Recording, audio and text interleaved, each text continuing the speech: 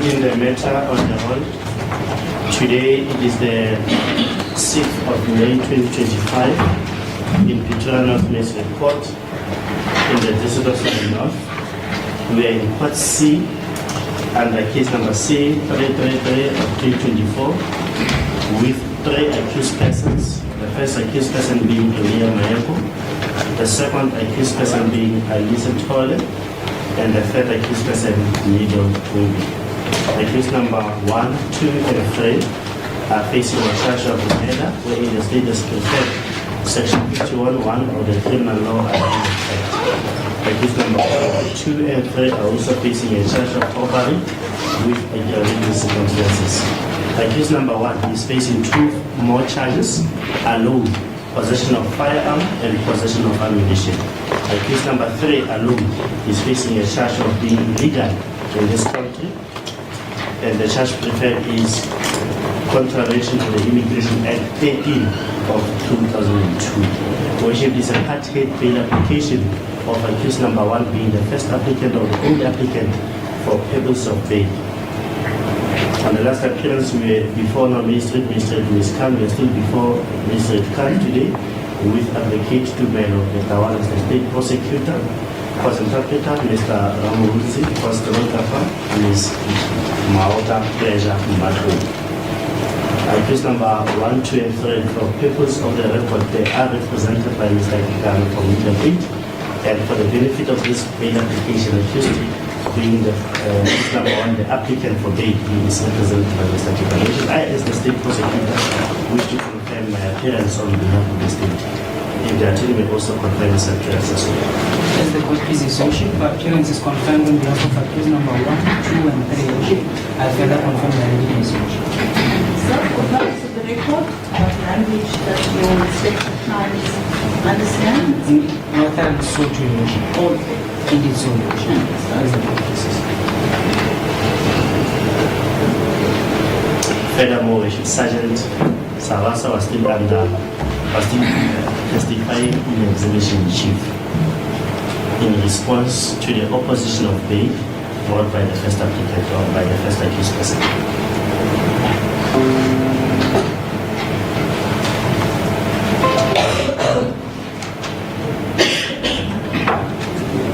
Good morning, Sergeant Savasa.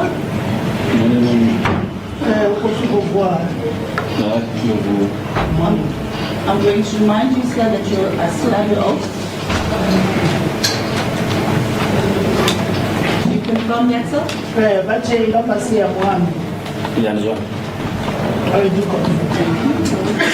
Thank you. Good day, sir. How are you?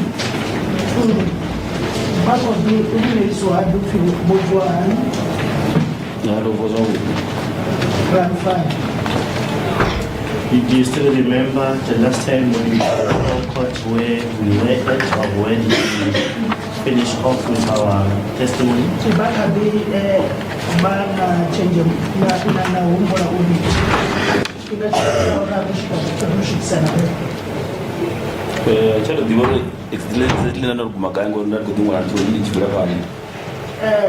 I do not recall exactly where we finished that. We were dealing with the role of the community. Remember, you had testified about how the 3 accused persons they were calling themselves a task team. Then we were testifying about the role played by the community with regard to the arrest of the 3 accused persons. Do you still remember?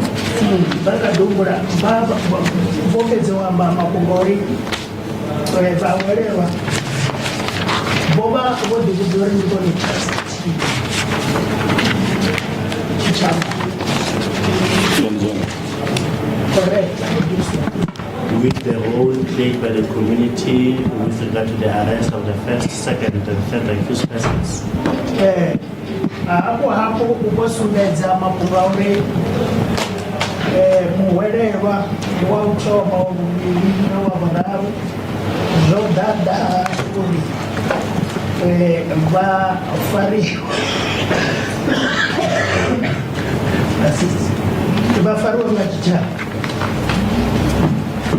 So Correct. I will ask you to start from there. What role was played by the community when we were dealing with the circumstances that led to the arrest of accused number 1? Remember, we are now focusing on him because he's bringing an application for bail as the applicant. What role was played by the community with regard to the arrest of the accused persons?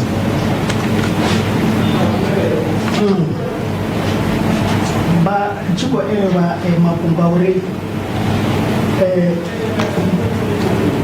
ariko barabresana na muhore woto na George da ya ashika ya fadwa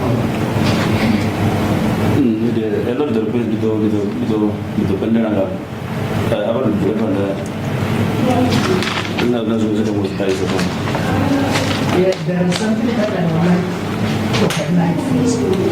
Yes, please feel free to proceed. You can do so.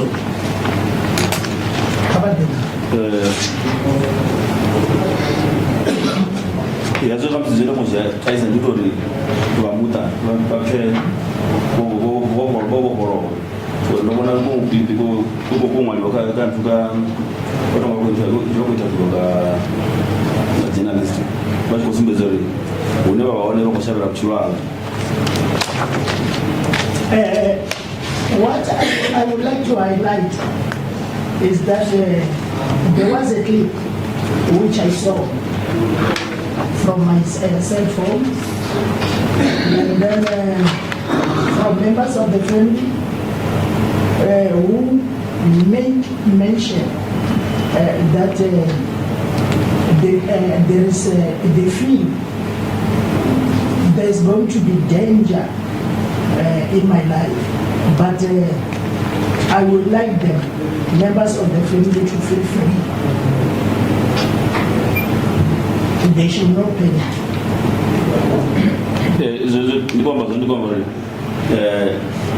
Unfortunately, Rika umshumura shumawani. Rivero jamaa hotel za chawa. Ka process hotel za chawa. Wadubara rina as title. Maro ndo roja mwana watsere. The reason why I'm saying that is that we have since taken an oath to proceed doing our job. Even though it can happen that we be in danger, and then it doesn't matter because of the oath that was administered. Ziyarta kazuri kerrabar boroba kinde reber boroba ko kursa sha not really go sha. We feel happy even though it can happen that we die for the sake of the community. It doesn't matter because ours is to help members of the community. I want to verify. Let me proceed. Chimancho pirao ndo simbesori orugwada mugwada rozanyao runi abana nasishumishwa zeda kuchini. Last time I have since indicated that this group of people, they are well organized and they are also having some armaments which they will be using to commit offenses. You know, you go very panda. The Pomanyana won't be too simple. Shumisha is also Zobaga. I will further to highlight further from where were those armaments?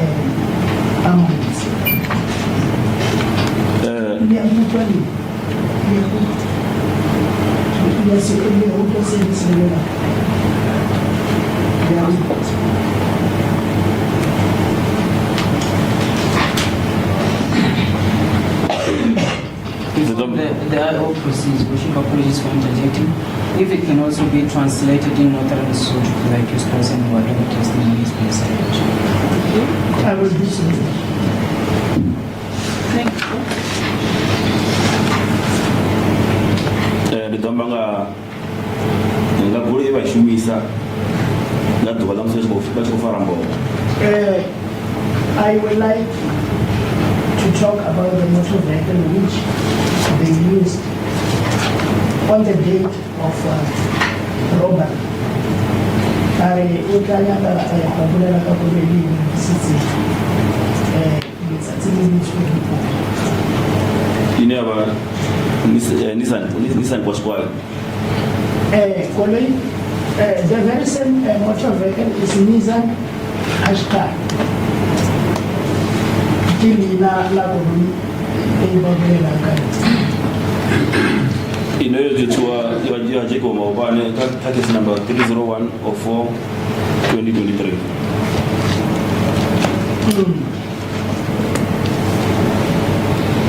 The very same motor vehicle I'm talking about was hijacked to the cast number 301 April 2023. The case number ya Molato Uchi Mitsisi Mokikoloni Magistrate 301 ya Polisi ya April Mwahawa 20. Obana na jema ativisori indi chishumisa chino vachishumisa kuita ori signal ya polisi kana songo shuma zvangu ndinateka songo shuma zvangu. They happen to use an instrument called a jammer. This instrument disturbs, but it disturbs the signal of the motor vehicle. In other words, he's busy trying to see the signal of the motor vehicle becomes dysfunctional. The very same gem I'm talking about, it was retrieved. Gemma Barry Gemma nearly very pizza. You like this game as a man of Campo Kibolela Kayon, Kaubani, Refeledite, Reforma. Gorena and Yoshua in Evanisha Cosway, Yoshua Yajigo Mobani 991. The very same Nissan Qashqai, the motor vehicle which I'm talking about, it was also found. People in Nissan Qashqai, they had GD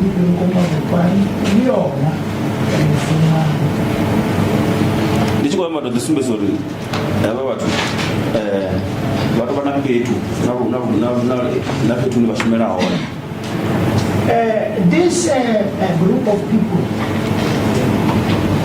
they have since targeted a place where they happen to perform their duties. The group area but I really feel more very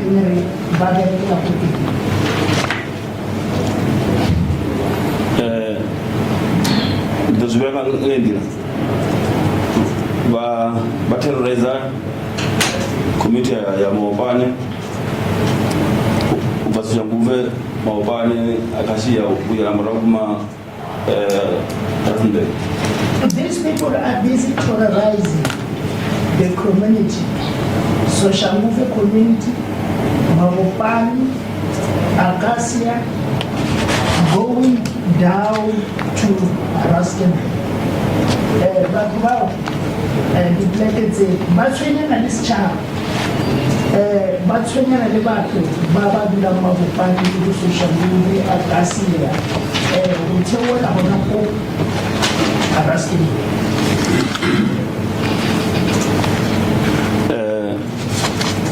jia atunga kama milandu yote ngakaupara nditojia milandu ndotokolanya na milandu mibili miraru ine ndava nayo ine ndakori kusimbisoro wali ndokwambia zvezo. I'm not going to go deeper in stating all the cases involving them, but I will just take some few cases. Tukazotwara the case inanzima wakasi ibulele tutu political bagalani ibulezi kwa babani kinakani. Ndatotomanga galwa the case number 112 of 2023.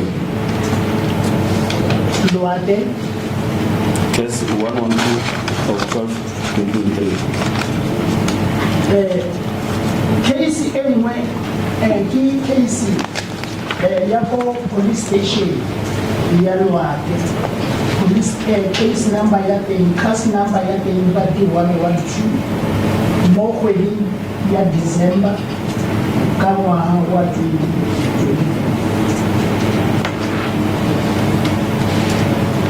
And the case ya armed robbery. That case is an armed robbery type of a case. Yekayo Case ibadi ya Farapo. Yekayo Ojos Gidi of Rombo member wa OSPS wa police Ojos Gidi. The very same case, a person who was robbed is the member of the South African Police Service. A firearm was taken from him. Mutu case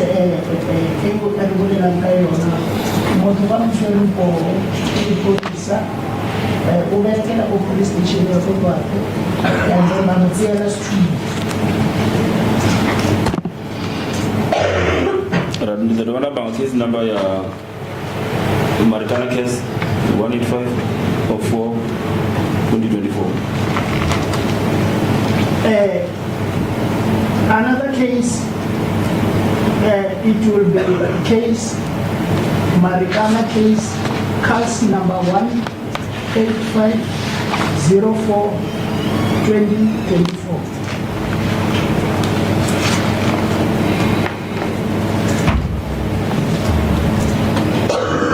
Kayo case wajua goro inaba isuzu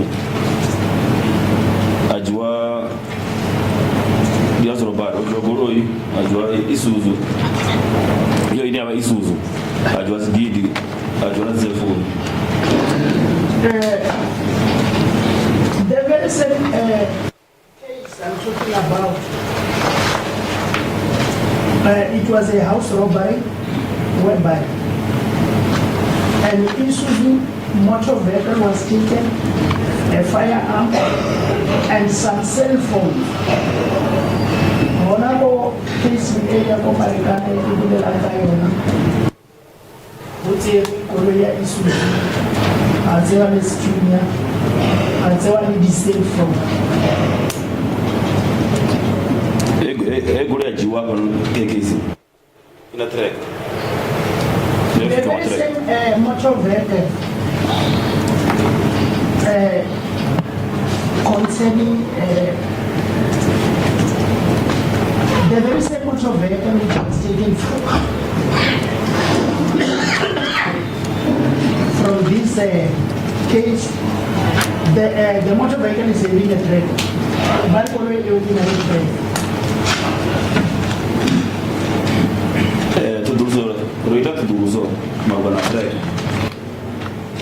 Investigations were made in connection with the tracker. The party so Mabapili tracker. Rawanori Egoroi tracker yona ngoda ntungu yoyo jemi. Zambara ko ikono bonaza kuchimbira ga ngore yoyo jemi. Usika chito muri. The tracker contains the very same motor vehicle that I'm talking about. It was jammed By so saying, I mean, no one could trace where the motor vehicle is moving. iri kwamba na zvino goloi yene iri kwamba kaya ichiongalangana. The very same motor vehicle that I'm talking about, it was never found up to this stage. Goloi yona never jamming, we jam gore. Tracker is coming again, but ska khona ubona. Iska khona ubonala goloi gore it's a mile go kae. Ba feletse ka weyisa. Ha ke bolela go fitla ka tshi. Goloi a se ke ba ifuna. Oyo mulandu uwete anga 26 nga 26 za mwezi wa vuna 2024 nga 8 o'clock nga madekwana. This crime was committed on the 26th day of April 2024 at about 20 hours. Malatu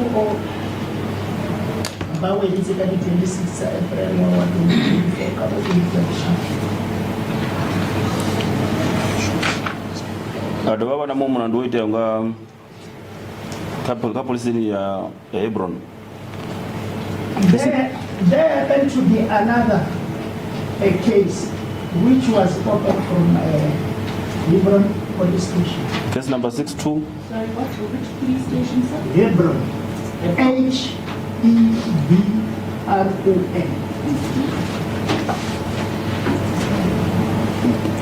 Case number 62 of 5 2024. Malatu o tubulela ka wona ya ko Hebron. Case number ya 62 mo kwedi ya May ngwaheng wa 2024. Uwete nga 7 za May ono wa. This crime was committed on the 7th day of May this year. Ono omulandu uwete nga 7 za May 2024. 27 May 2024. Nga 7 za May 2024. 7 May. This crime was committed on the 7th day of May 2024. Chipinga uwete nga 2350.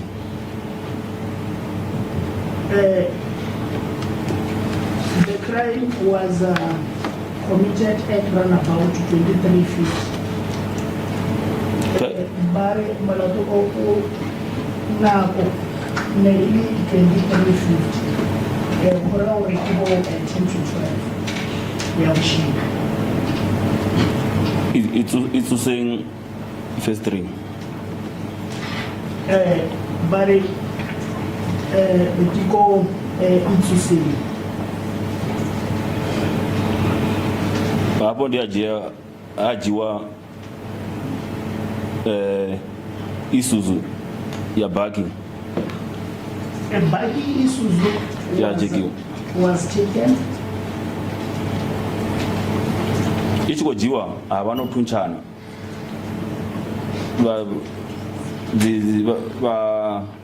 vaomborerwa vatunchana namunagoroi. During the commitment of the very same crime, they were busy shooting at each other. Vaomborerwa vakutuncha munagoroi vakonija goroi. The culprits were busy shooting the owner of the motor vehicle so as to take the very same motor vehicle. Uringa lelo duva leti kind of police station ya Hebron of case number 63. On the very same day, at the very station, police station, Hebrew. Another docket was opened. The case number being 63, 05 May 2024. 2020.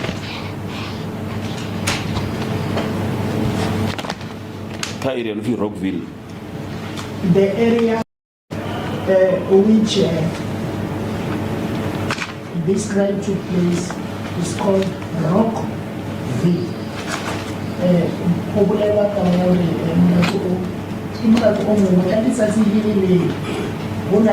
cast number, MD 62, area 63. Area 63, it's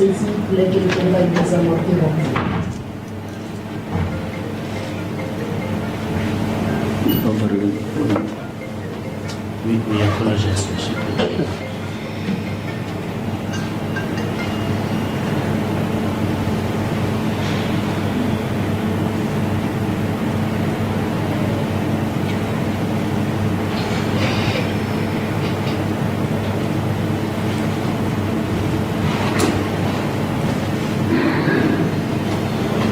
Amfarendo edzima.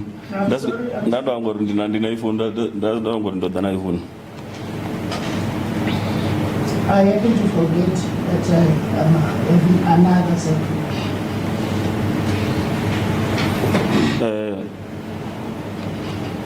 Lelo duba unagoro ye yaba iko ajekiwa. On the very same day, there happened to be another motor vehicle which was injured. Nga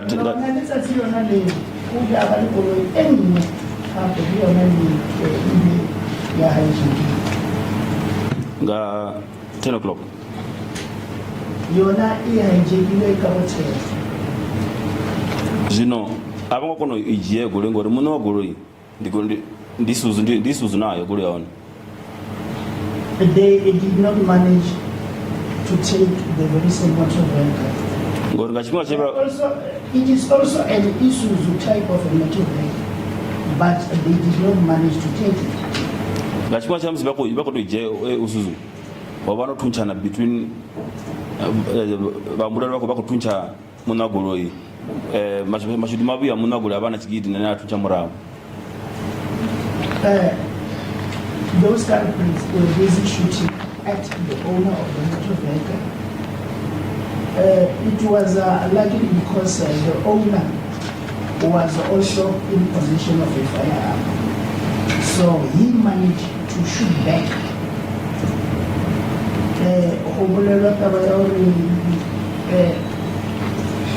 That's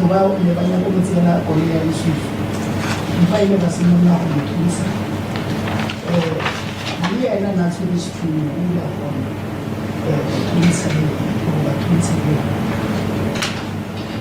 That's zvidzi vakonozvazori unarugwadha runoro kushumira anenge rukufara mbwa dzigoro dzoraro. Concerning those incidents that I have since indicated, one could see that there is a group of people who targeted a specific place. Ona mabaka au kigeka monisa muto ukona ubona ukona le group ya baba daleke lampe mafilina anzi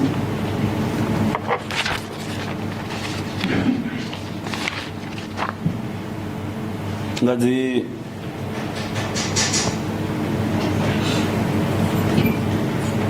the 10 the May 2024. On the 10th day of May 2024, case number 13205 2024. There is a case number which was opened at social media, case number 13205 2024. I don't want any case A between social media 132. yami kama watu wengine. Hii kesi yotenga bo tena ya madekwana. The very same case took place at around about 10 at night. And case is about 10 Ndiyapo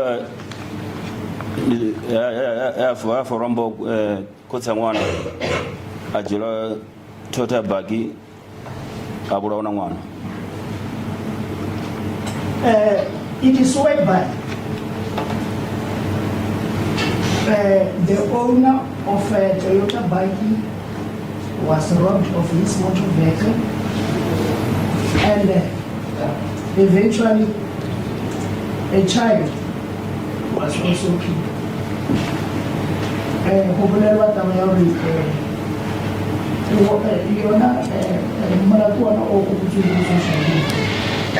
Mobile basi ya Toyota buggy bafeletsa ka ubulala mwana.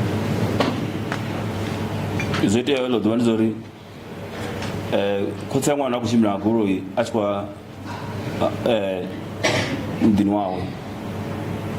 What actually happened is that the owner of that Toyota buggy was coming home.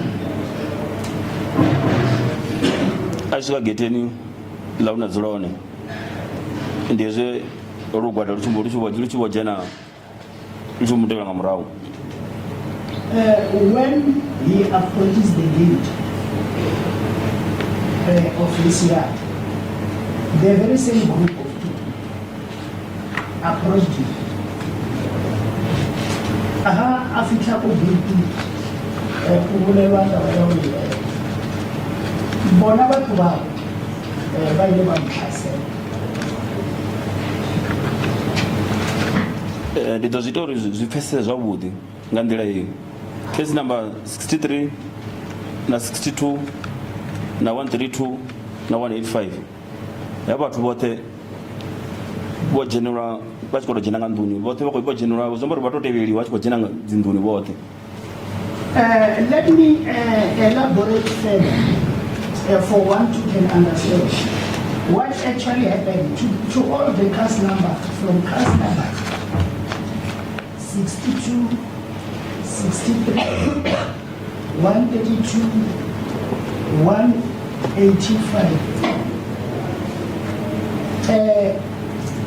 In all those incidents, the people who were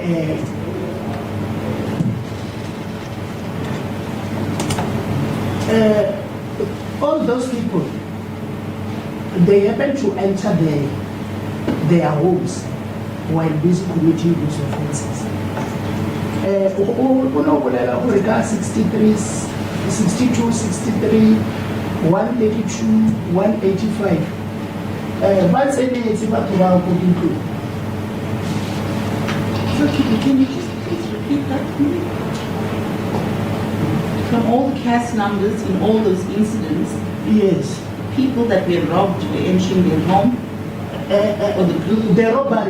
the robbery, the people who were busy robbing entered the homes of all those people.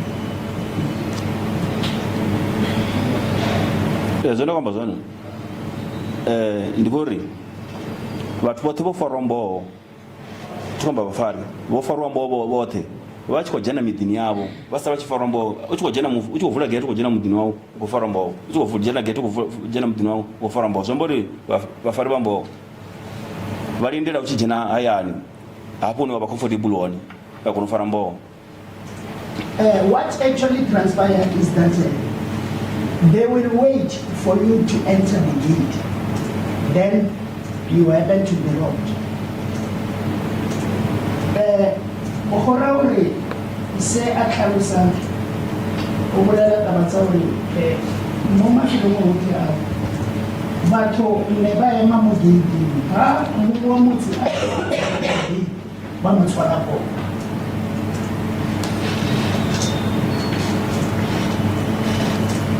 kachiwo echichinda kwamba chone chameda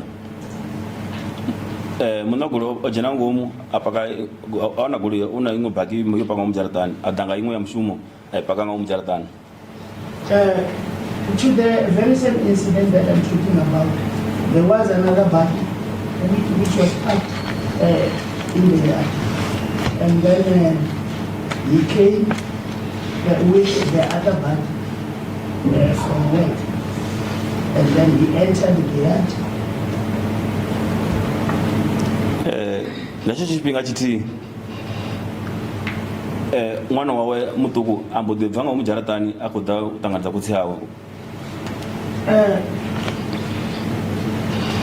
During that incident, what actually happened is that the child came out running in order to meet the father.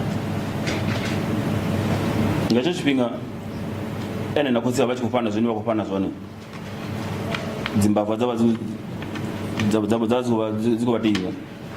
On the very same incident that I'm talking about, the father and the child, they were busy exchanging something.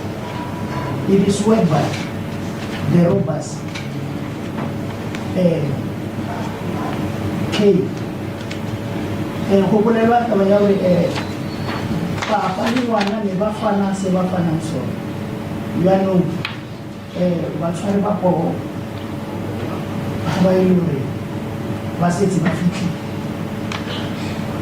Yacho chipinga muwava kudimanda dzikikaye dzagoroi. One of those who demanded the key of the motor vehicle. Omwe mubone uyila unyakatikia sakuni. Driver goroi abakusarenda ako audimisoro ako bapazo ako dozoro kids zione ngadzijezi ako basimbozoro kudzigairure bangadzijiye. The owner of that motor vehicle surrendered himself, busy pointing where to take the car keys. Friano azanga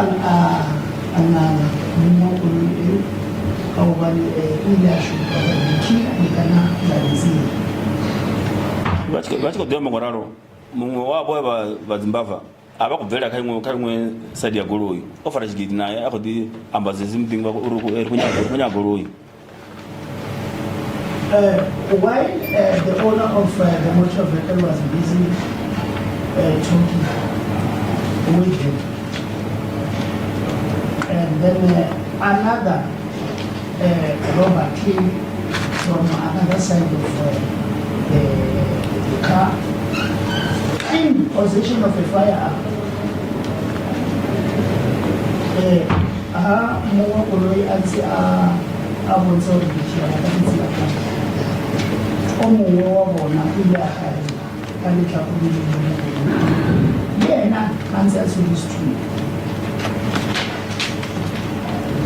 Ndizve homwe chidanga pano ambodi akodi rasa uri kunyanga dziki.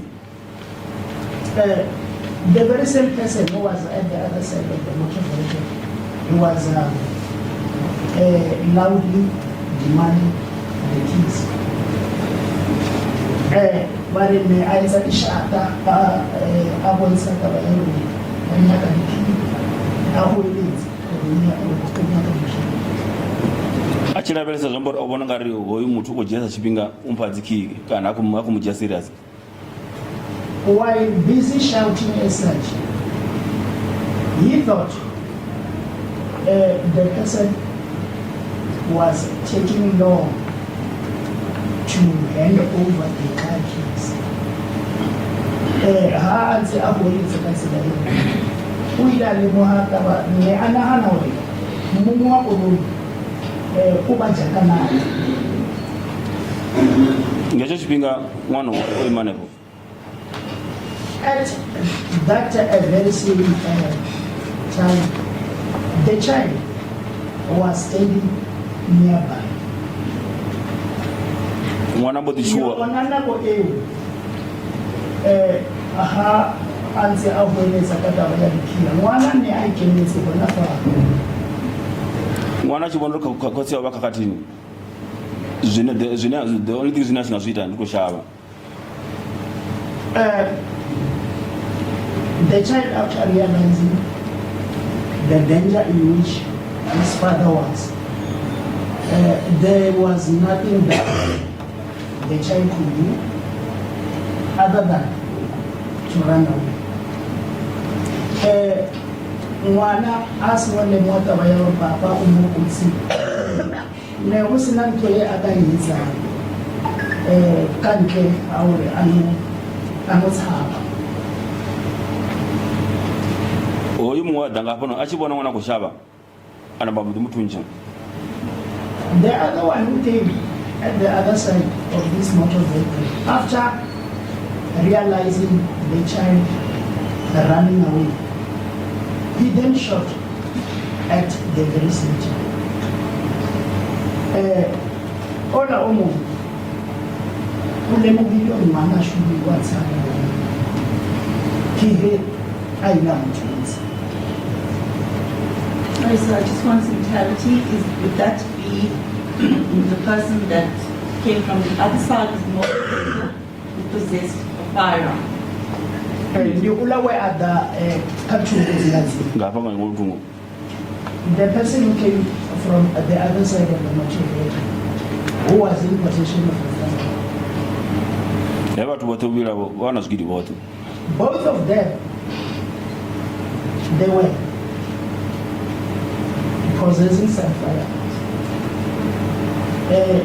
Both, but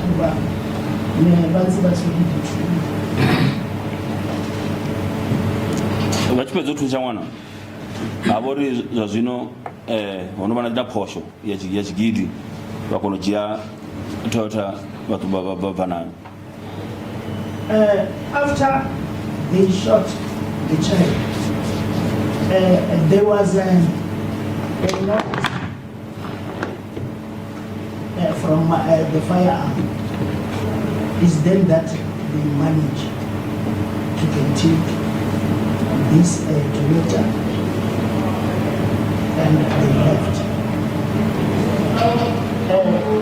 We have an shot that was true. Come now, Ali Shatali, Timova Libakona, Hozia Kuli, basa tutua ubora bacho pezo utunja mwana kosi ya mwana awabuzere batwa mdzimu hapeno notunja mwana anga like uko yakaya mwana utabungu mtakulo bana notunja mwana. Before they could leave, the father of the child ran towards the direction of the child, busy telling him that have you since realized that you shot my child? Nakoyona eupili bakatsamana kankokoki mtata mwana umtashiyana mwana naye ali ne azi aswara mwana ababutsa taba ya hore ni thutsitse mwana usumbedza rugwadoro rumina business arunda abo rukana mwana ubara kamsikana oroba kamsibashike basekuru batuwe zvebadala zvone bakozibveledza mwana oroba ngoroba bazijeni bakujja golu batu. Those group of people, to show that they really meant business, they don't even care what actually, but theirs is to accomplish their mission. Ukuthi abana nitaba mu aharita mota milioni uchunzi mwana bona sabona batswela pele ka menahano e ba inahaneng. Koze mwana sala na mwana aja mwana ajereka mugulu amsas badeng The father of the child remained with the child. Eventually, he carried the child into another motor vehicle where he was taken to the hospital.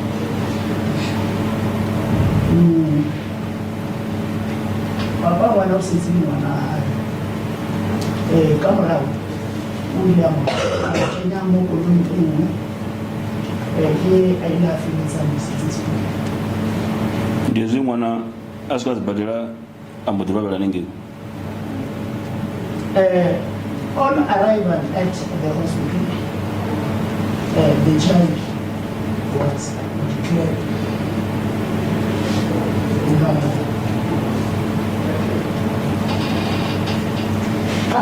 Was not fit a hospital. You know, by the anymore. I was an animal.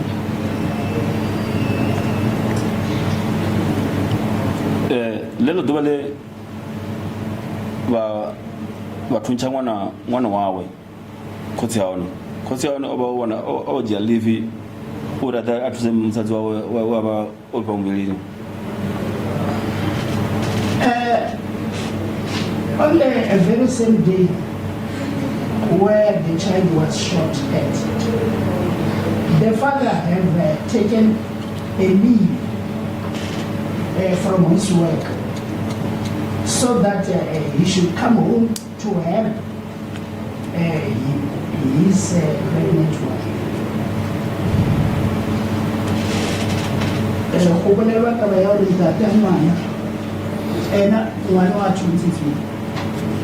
Papa Haina, Abu Bessie, as a living with your own people. You did I can say it's only. We go to Sanadi Musadia High. Musadia High, made it to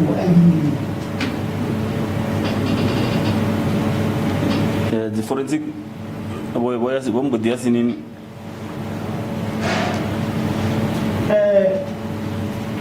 The forensic officers happened to go to the scene of the crime. Body forensic department hapo mwana atuchon. The scene crime I'm referring to the place where the child was shot. Kira mo mwana by the Baskangi wakonwana ganda la lagu and it was seen. At the scene, it is where the cartridge was found. Okona mosili he by neighbor from cartridge. Tulduso za Vilapanda wana itwa postmortem. Investigations were made whereby a postmortem from the child was made. The police so it was more by the postmortem. The results is already over ngagula chikidi. From the postmortem results, it was found out that the cause of death was a short wound. A shot.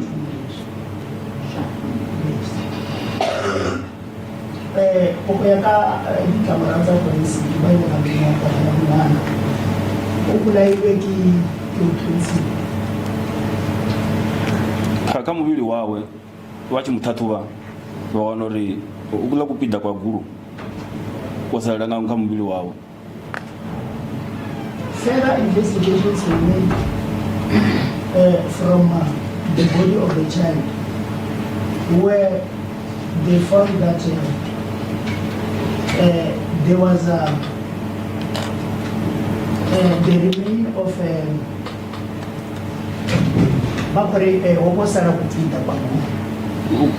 guru kula kupita kwanga panda kwa guru kune uchibva kadiri to uchibva gandalia mudutwa kula kutu kwa kukambili wa mwana kula kwa luvanga panda kagu. The ammunition was found in the body of the child. Can we make it clear the shot wound that you have referred to, you are referring to a gun wound, do I understand you correctly? Yeah, John. Correct. Thank you. Babanala Tabayaro is actually sitting there. Neysa needs a movie.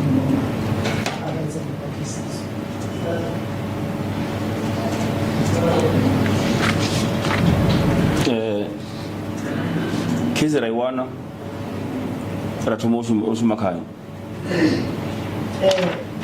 As the case was open as such, investigation started.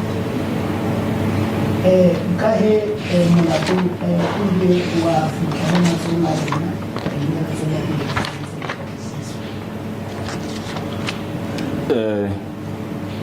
mashudu mabu ya sugelekane. It was just fortunate that this case was handled by myself. Case modern and practices in the official ndiye zuri chiwatomo ujenerera fasi nobonana nomba na the community. I then started making some investigation, busy talking to them.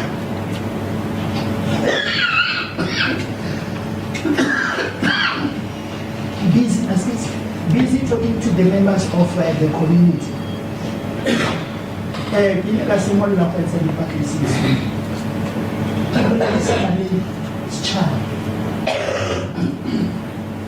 Ngecho chipinga arikuzitando dirikuzitana na vamwe vashumisani ndashuma nawo.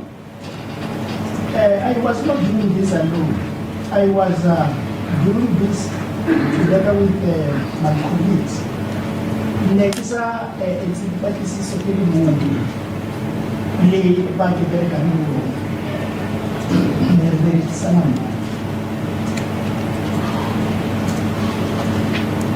Rari busy rawana kutanzori rurugwada ronoko tora za community ndurone watu varikudza kuti rofara mbogai apo kakesi number 63 na 62.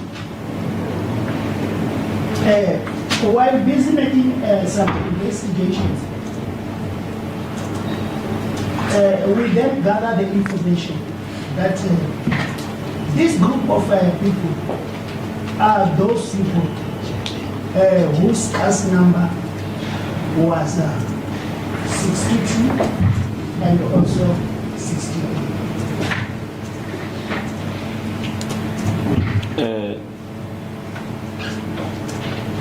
Zindingo zazvigidi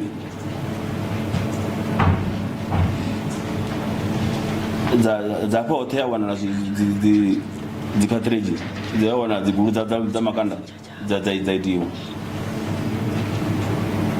While busy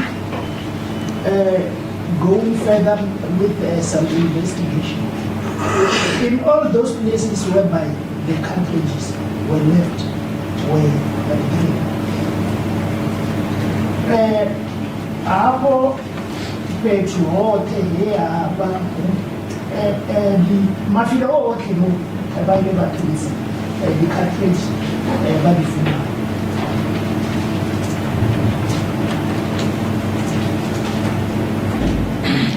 Ndizo rawana uri ngachipinga chamusiri chifara mumbulano wavuvili na wavuraru rawana vana zvigidi zvivili. While going any further with investigation, at the time of arresting accused number 2, and accused number 3, they were found in possession of firearms. Zvigidzo zviviri zvotatuviwa. Those firearms were taken for forensic. Between the sequences, I reported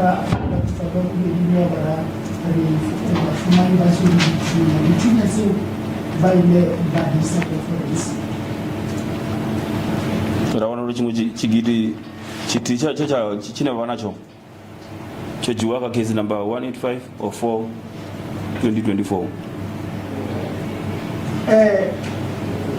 While busy doing some investigation, it was established that one from those firearms was taken from the very same case, case number 18204. Chimwe chigiri futi chazo chojiwaka case number 112 of 12 2023 ndi chigiri cha mapolisi.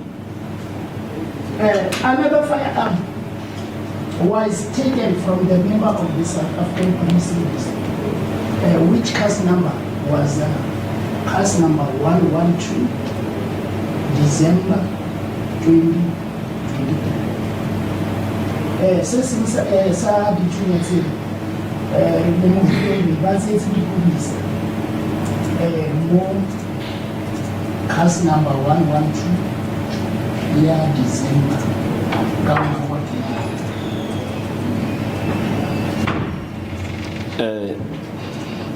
Ezo zigidi bubiri azo zatwincha ka case number 63 na case number 62 za Hebron. Those firearms which I'm talking about were used during the committing of crime in case number 62, 04 of 2024, 05 of 2024, and also case number 63 on the very same month, very same 05 2024.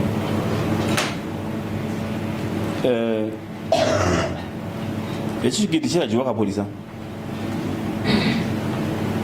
chichitatuviwa chaona uri ganda lowana na mudhini na guru yowana roka mwana yoshimaka ndicho ingacho chigiri chitini. Going further with making some investigation from the firearm which was taken from the member of the South African Police Service.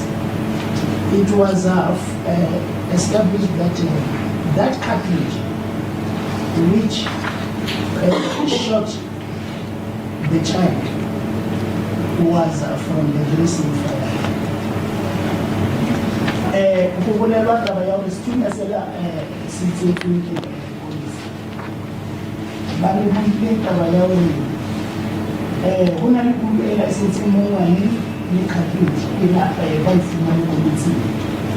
So let's try to say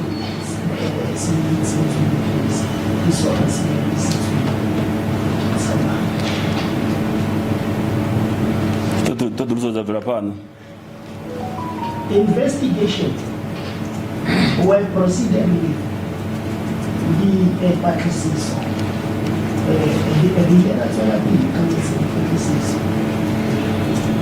Ndiera wanori utanzori eguroi ya yojiwa wakaga case number 132.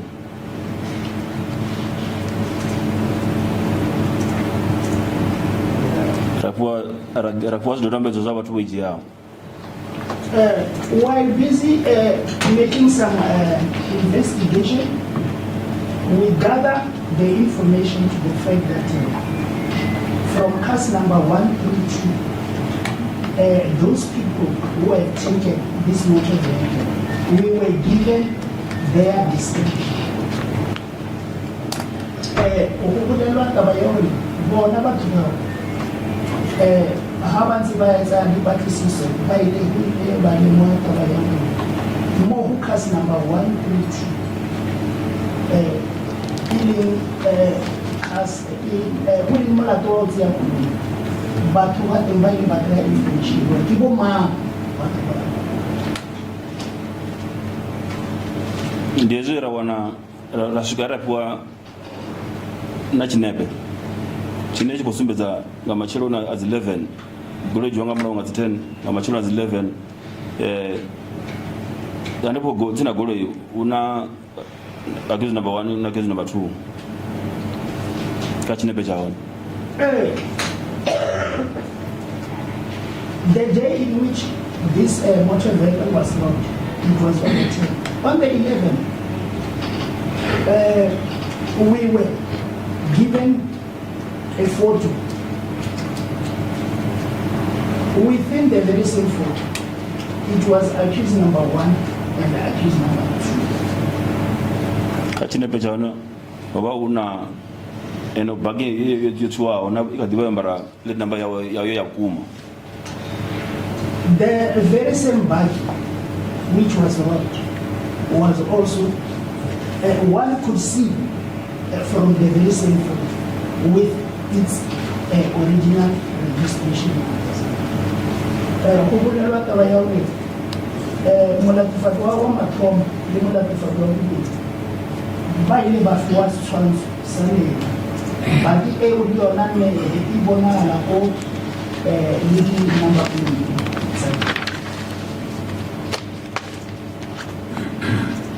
Ngetsho tshifhinga vhathu ya kona u thusa ngo talusa uri uyu ndi nnyi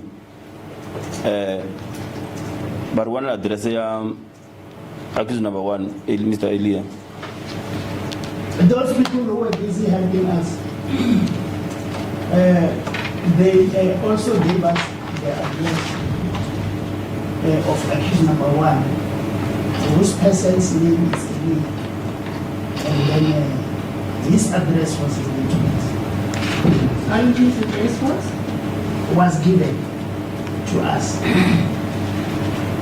Ubulela taba ya hore bona batho bao ne ba thusana le bona ba file the address tsa hore Elias a le molato lona Mapurisa ra kuvangana ra ṱoḓa Elias.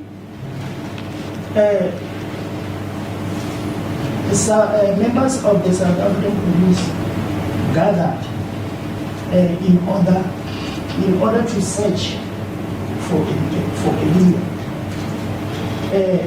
Bari mapurisa ba ile ba tlhakana vele ba le motlhale wa Elias. Muthu wa khori pa vhutanzi a tendelana na riṋe uri u hone Elias hafho hafho hune dzula hone. The very same person who gave us that information confirmed with us that indeed Elias was at home. Moto ne alfa utlhasilo ke yena a ile a netefatsa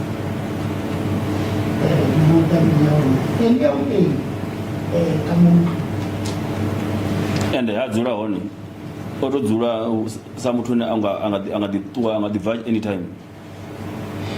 And the place where he was seated, one could see that at any time Elias could decide to go away.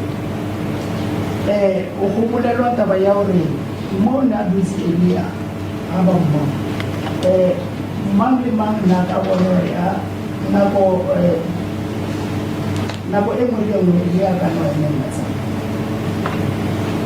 ra dzhena muḓini nga vhunzhi hashu ra kona u controla situation ngori Elias ra khou mu ḓivha kha tshinepe ra livha khayo. Several of the officers entered in order to can control the situation because we had already knew the person who we wanted. By the Mazena, Kamich, Munjarati. How one born and never says about by the Mazena Kamich, control CN. Zvichigara ravanori Elia ndi honoyo Elia tungo richeka vamwe vatu vava navo rikocheka mutu ene vakachinepe ravanori yai mutu ene vakachinepe ndi Elia yete vamwe vate ava vakazonika chinepe jo. While going through the very same photo that we were in possession of, the person whom we saw from the photo was Elia only. The rest were not in that photo.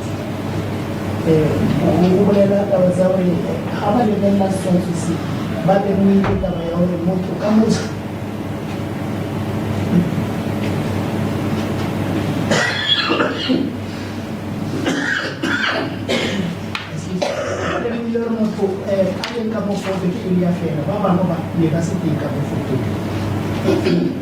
Ndiye mapolisi wadhibithi kayori roda kayana. We then introduce ourselves as police officers and the reason thereof. Really, arabitimisa moyena isifoni. Ariyetezie. Ramakalusiza wali leba. Ngacho chipinga obasatu bona arungo rasa tumusimbeza ngachinepe chinrava nacho. At that stage, we did not show the accused the photo in our possession. Kana kwa hiyo Elia asingeni months swanzo sila mbisecho. Mapolisi ava musecha. The police started searching. Ndiyo zibachiwana Mapolisi ava ine simona kusearcha. Ndiyo zibachiwana chigidi na chini chavana kulutaro. A firearm was found in his possession with 3 ammunition. By the Bafumana students say, we say,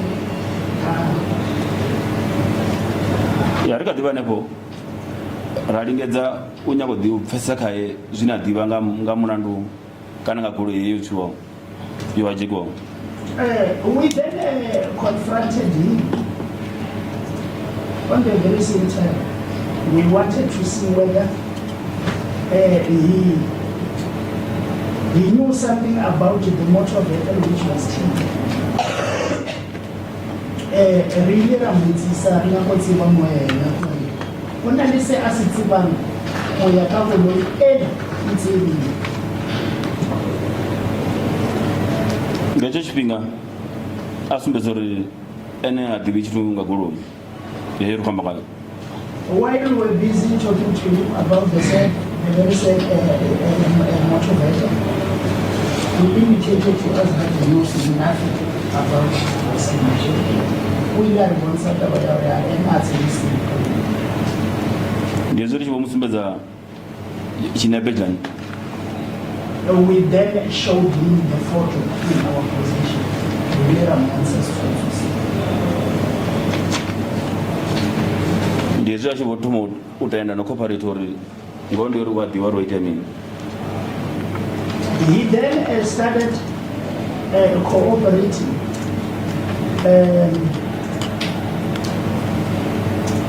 Also telling as to what actually transpired.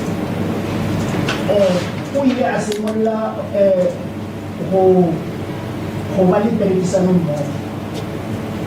Kurakasila ne ansi akarosa ibile hori kuwetsensi kabanisa.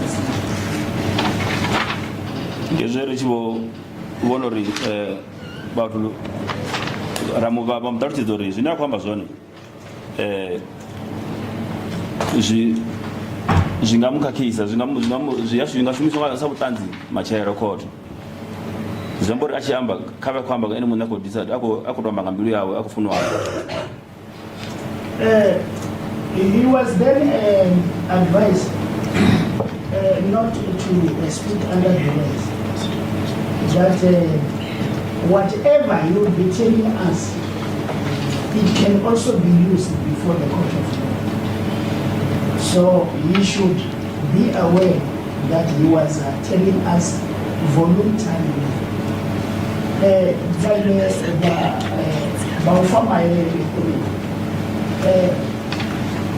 Ostaki hatenda makabili mzee ya kanisa kaubani nitolemo leo ni kanisa ni bakakona ubirikisa ya isimoni yana ubani wa kanisa za tabayani ustaki there under pressure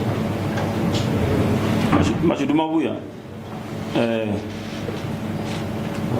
rindeba na rachibodiwa rikotoda mini ngachipinga rasko rila kaya ari kuzeshizu rachibodiwa rikotoda nyi kotoda kai mini luckily enough by then we had all the information. We knew as to what we were looking for and whom we wanted to arrest.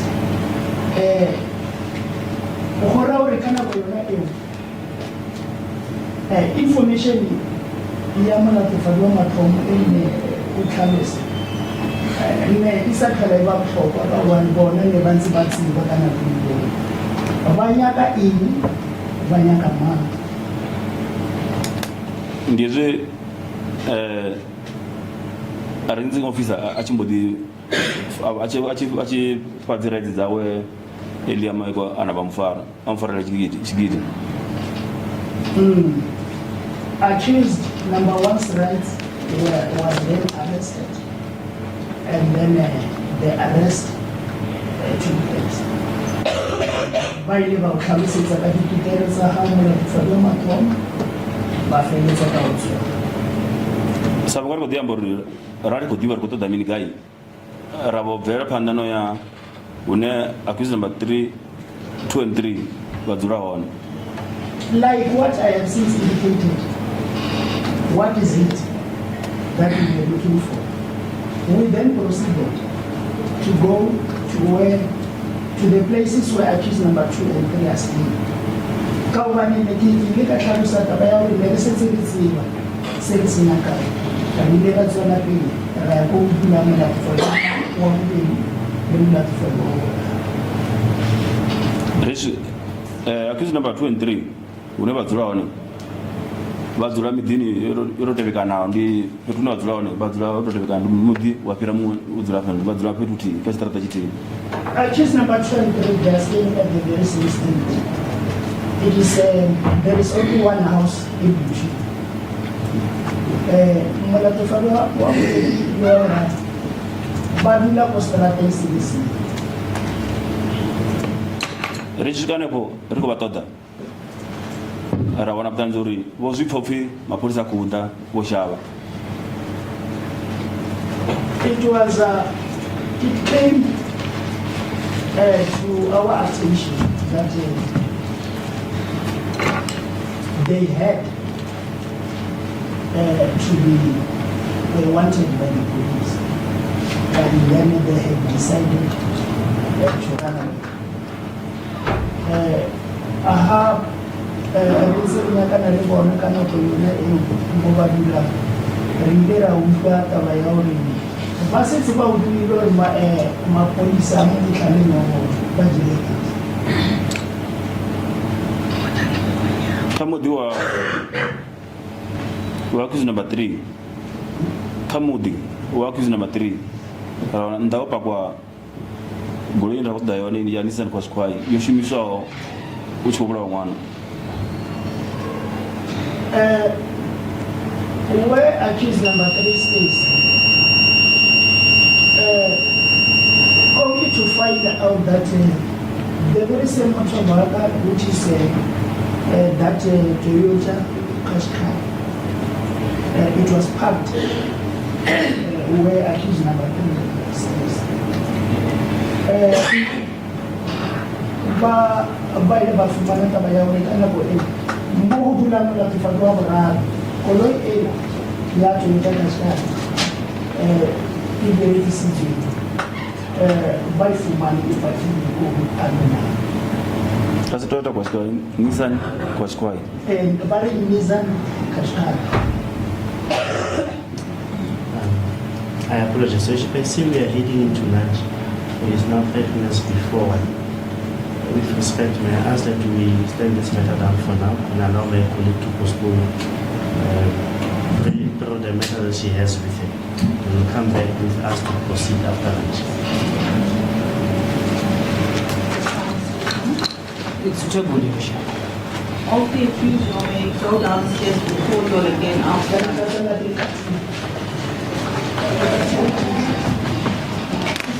Thank you, for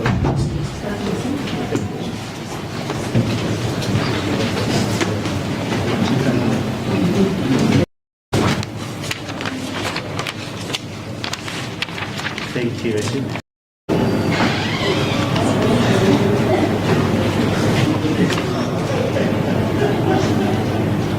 The investigating officer should be still testifying his vision in chief.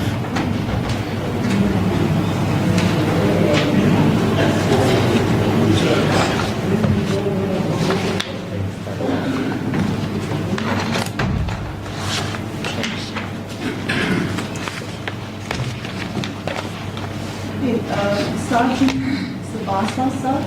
All the accused may have a seat. Sergeant Sabasa, I'm going to remind you, sir, you are still under oath. Yeah, this one. Check up as a man. Hold on. Yeah, this one. That is why you should.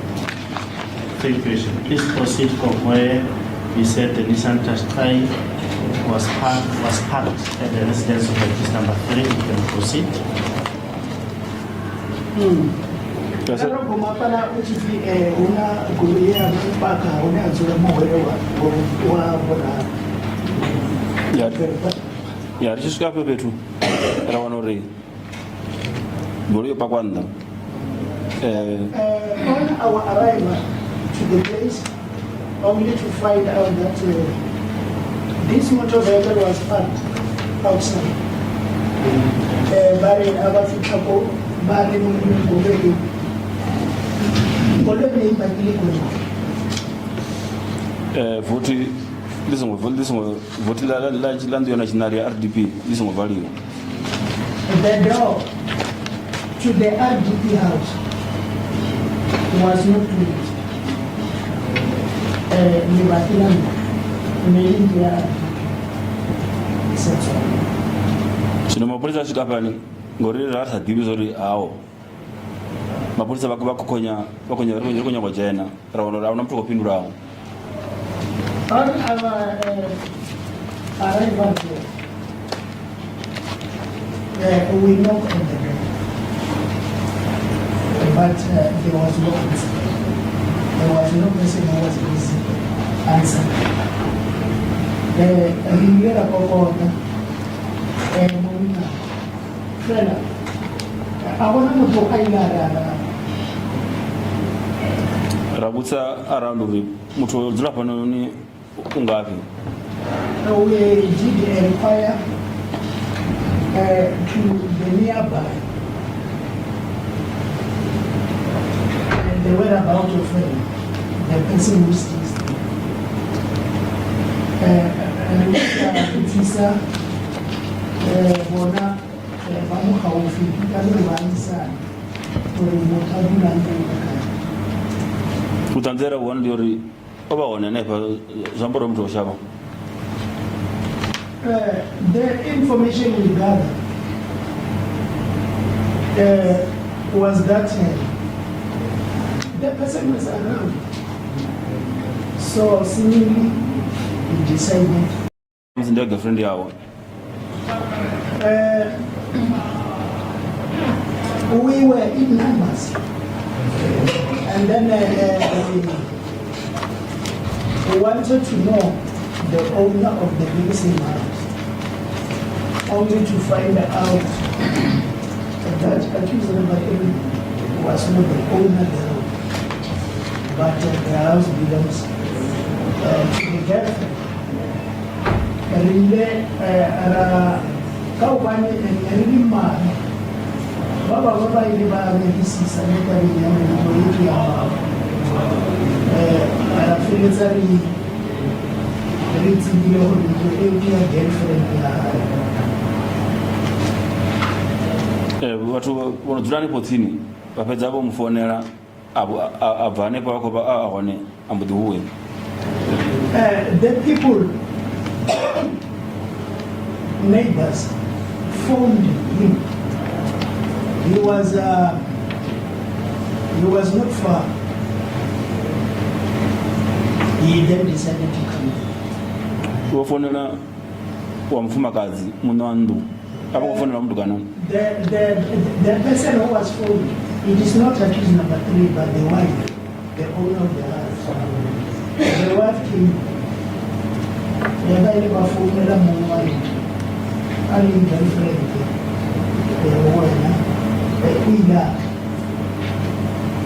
Ashika ramdar siduri why real muri mdini wawe. We then informed them there is for us to go to the place. Then we can say it's a work.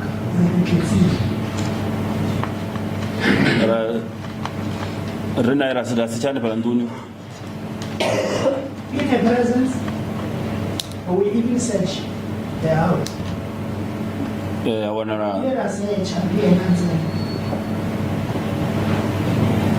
a jamming device. Jamming device. The thing that was found, it was a jamming device. The service for money device in the house. I want na magazine ya HGD. Also the magazine was also for a minor of money magazine. I want na maguru marwani amapamkani.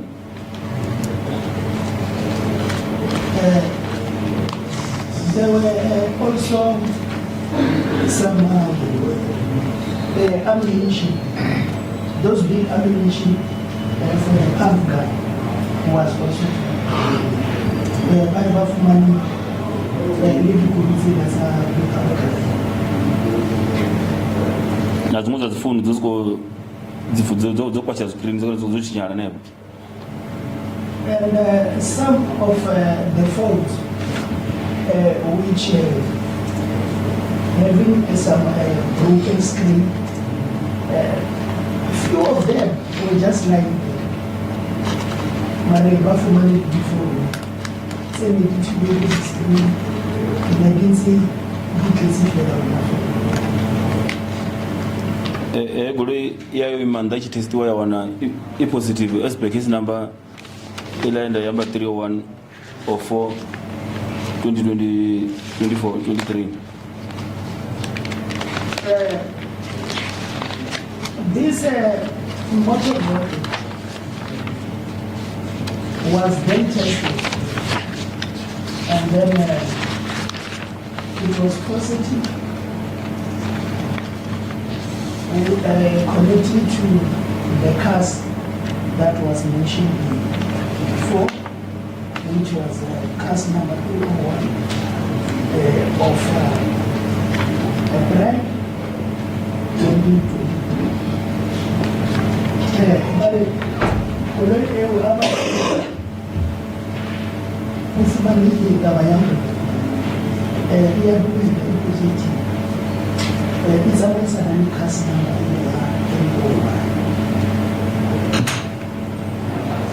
Ola mfumazeri chibusa arigure ndia muna wawe ameshina orom tukana accused number 3.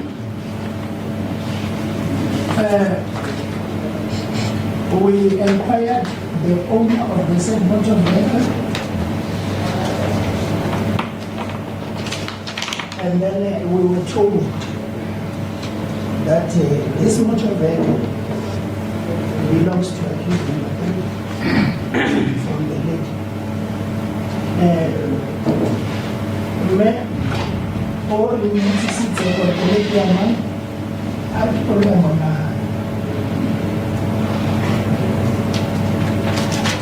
chibvira panda rakusa jamming device uri ichi chitu wachidiwana muchini waudiwana naone ndo ukonyaga ndo wayo pano ndoni. I wanted to know whether she knew the jamming device, and there is there as to why this jamming device was in the house. Regular device. What's your regular?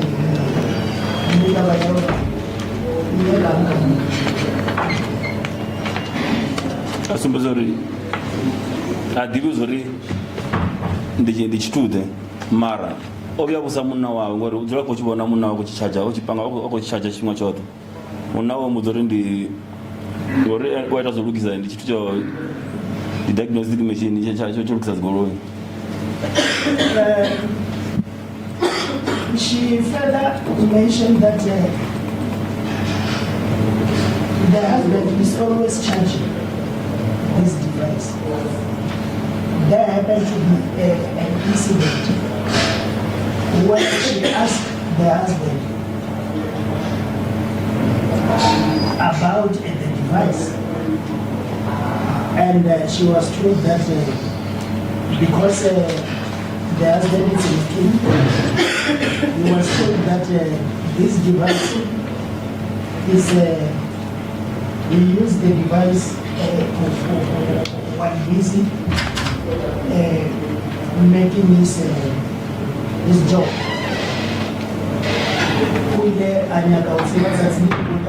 Now what we charge you're not doing this.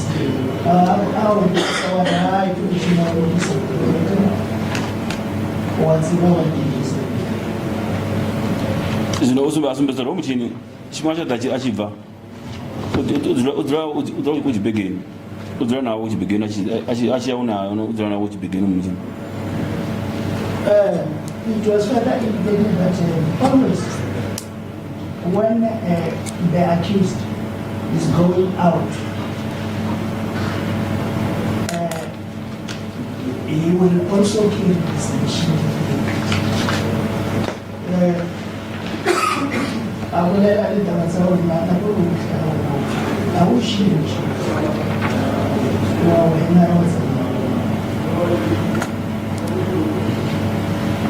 Ndizo chundu zilizowaniwa wa forensic vazijia for tuduruzoro zivele pano.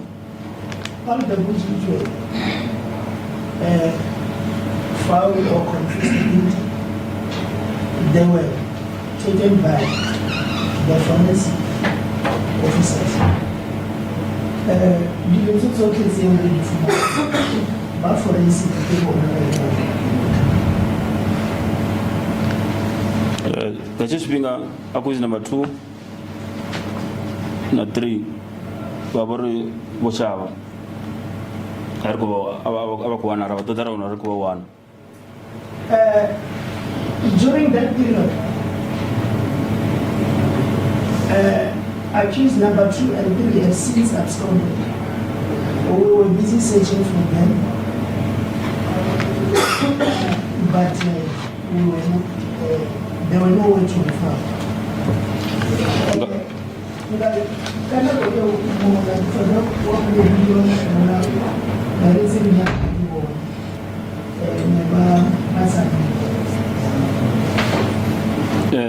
Ngaurira kudiva uri kutoda bonyi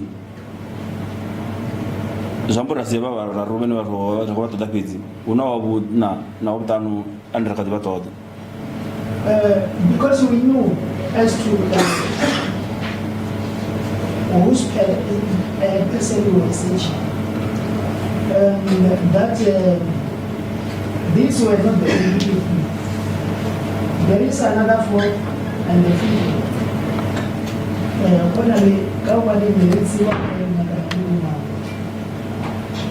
Ngerisa nyakani bili na fedha. Kuna ndogo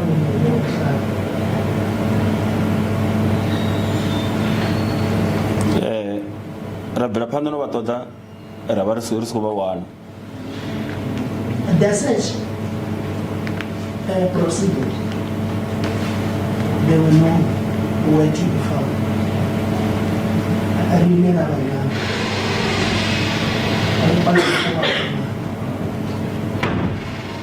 Abuse number one, I want to just bring on the annoyed of Farwam. At that stage, only accused number one was the only person who has been arrested. Can I tell you more that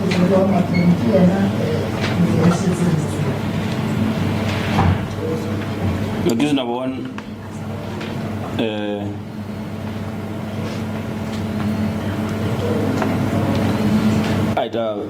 confession to the officers. At that stage, accused number one then offered to make a confession.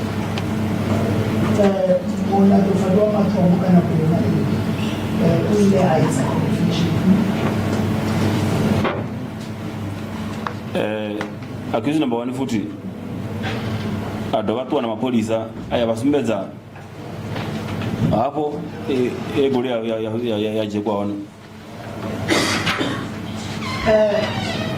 Accused number one further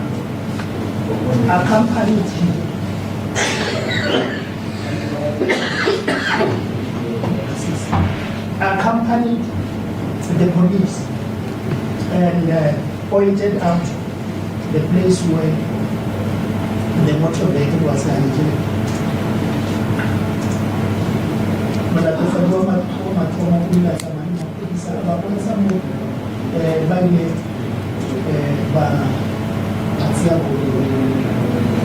Adoba futi atwana mapolisa abaisa hapo yaringisa one canopy. He again accompanied the police to where the canopy was sold by him. Adoba futi apana mapolisa rasiti yaipiwa achikoringiza canopy. He further gave the police a receipt which was given to him at the time the canopy was after selling the canopy. Receipt yao ina mazina awe na zoro risamini na zore ngabga yo risama nga 3000 rand. The names appearing to that very same receipt accused number one's names. The amount was to the bill of 3,000. Chilipicha walicho mchetu mwana zitorembeza zawe zifona namba zawe address yawe na zoro ringisa fika canopy na date ye aziringisa ngani. They said the receipt carries these personal particulars, to which names, sending telephone numbers, and the address. Very a receipt each very limited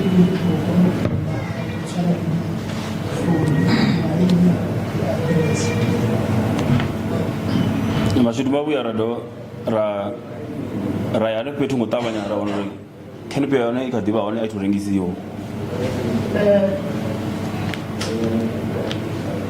We quickly visited the place only to find that this canopy was still there.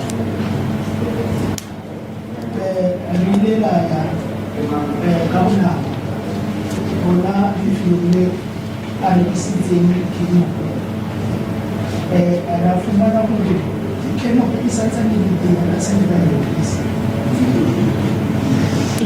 Kono biane rapazaro regia rai buga substance and muna dai ai talusa ndione yao. This activity was kept by us for evidence, and it was pointed out by the owner, by the rightful owner.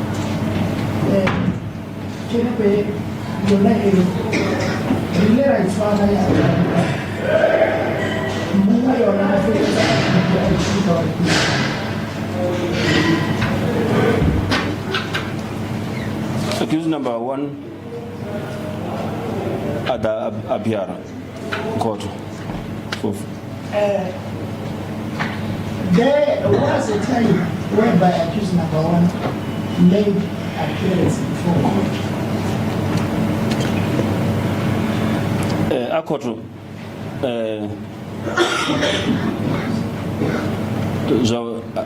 abana TV za diberi muthu wa case ya rekwama ngayo ono fi Elias Maeko ofariwa.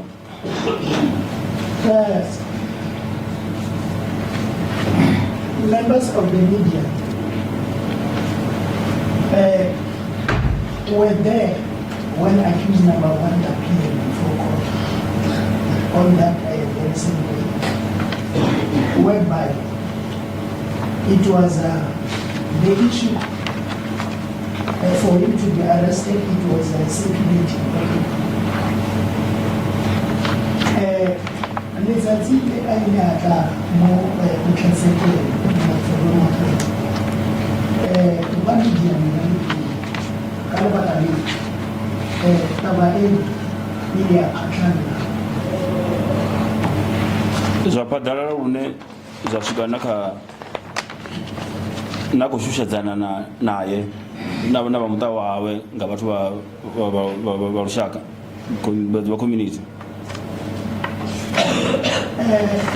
It all happened that there happened to be some threat to his family members by members of the community. Ka mabaka au tabaye ile ya is no pattern. Sicha ba izama susiti ko family ya Izo zoshikiswa kote zabudi nga mwimeli wawe madwa baba konyo bwa plabili bakizabulisha. That type of information was brought before court by accused number 1 Sati, because at that stage he was intending to apply for a bail, but the bail was abandoned.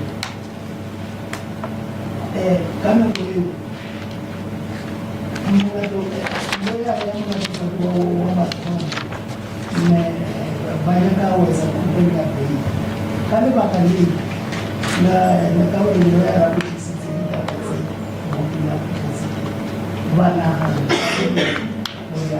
ya bei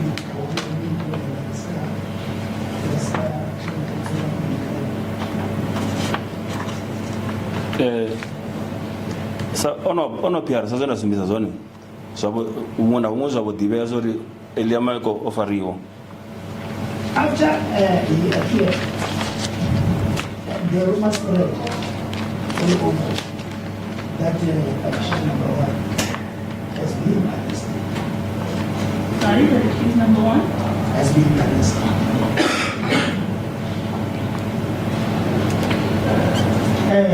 Kama na wafao ile ya hakali na ta ya mwalimu na tufadwa makono uchi zasukana kandebe za complainant wa case number 185/4/2024 ya Marekano.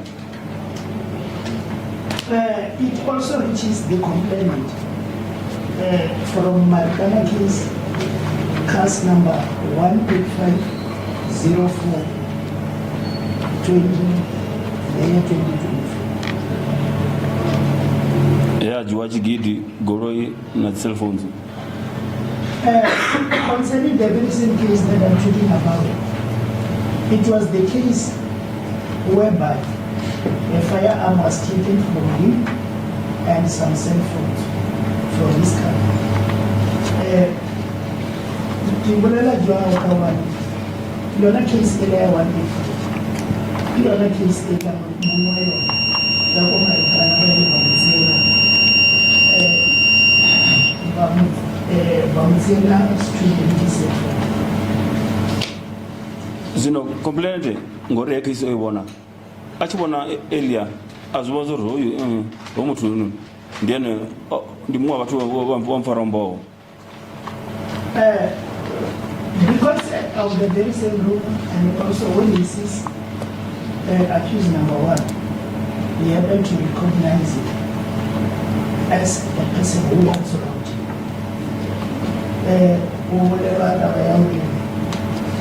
Now, as long more, we get a monaha,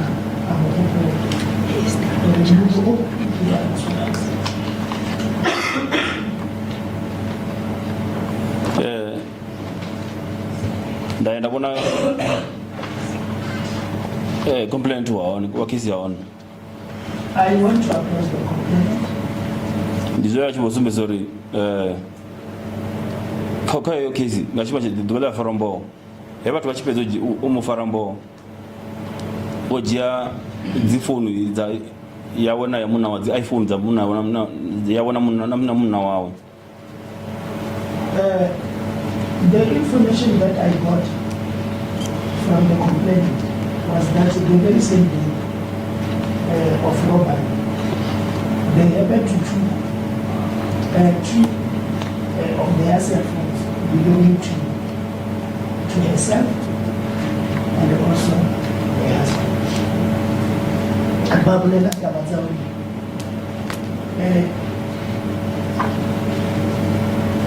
Complainant in that case is a similar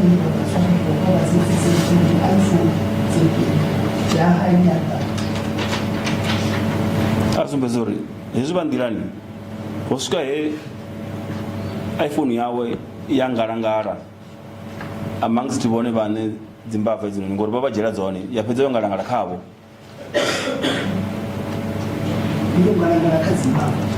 Zimbabwe zoje phone yawe zoje phone yawe na muna wawe yabongarangara inabo ngachabo bachiwitoda phone tiyaze basebona ngachabo.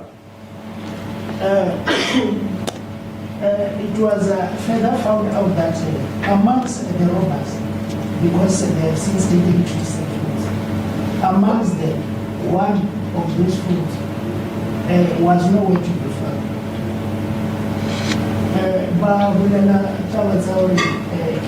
How many cell phones in a community? No, not that one, but in the cell phone. We have a matter Zino wapedza ngoto ari base ifonu ari base riwano rigai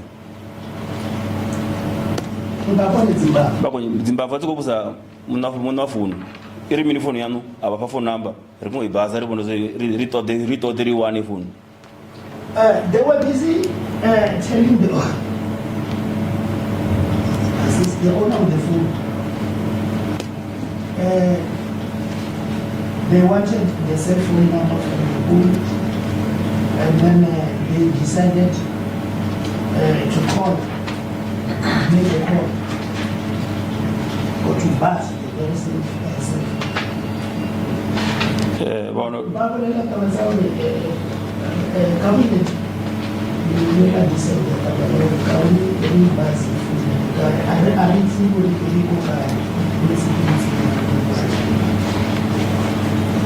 Bonori vachifona aiko zombori itonga yotsimiwa kana aiko jena yotsi zombori ngave tsimiwa.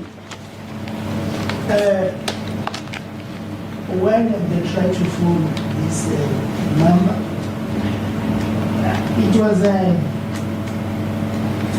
voicemail, which means it was switched off. Vari vazozo vakadhivandirani ngori voja chigiti cha munna wawe ava vamburerwa vakochimbira vakochitesta vakwanda vachitunchanga chomuyani utochitesta usimbedza uri chigiti chituncha zvakuti pati vakwanda vachitunchanga chomuyani. Because they have also taken the firearm from these people. On their way, while they were busy working, they were busy also testing this firearm as to how was it shooting. Highly limited how many military that it is true. In a little in some way,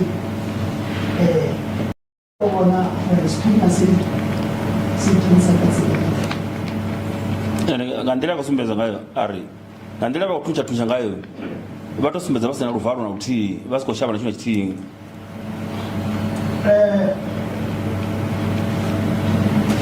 It was further established that the manner in which they were busy shooting, they were fearless. Councillor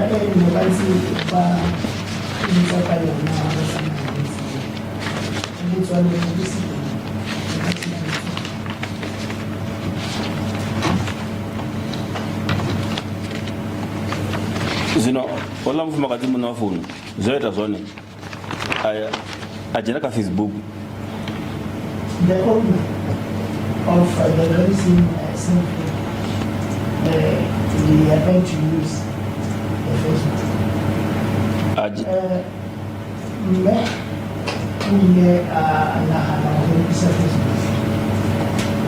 Ajena ka Facebook ashumbisa madzina awe usecha ono mutu oyo Elias Maeko. We used this page to search for accused number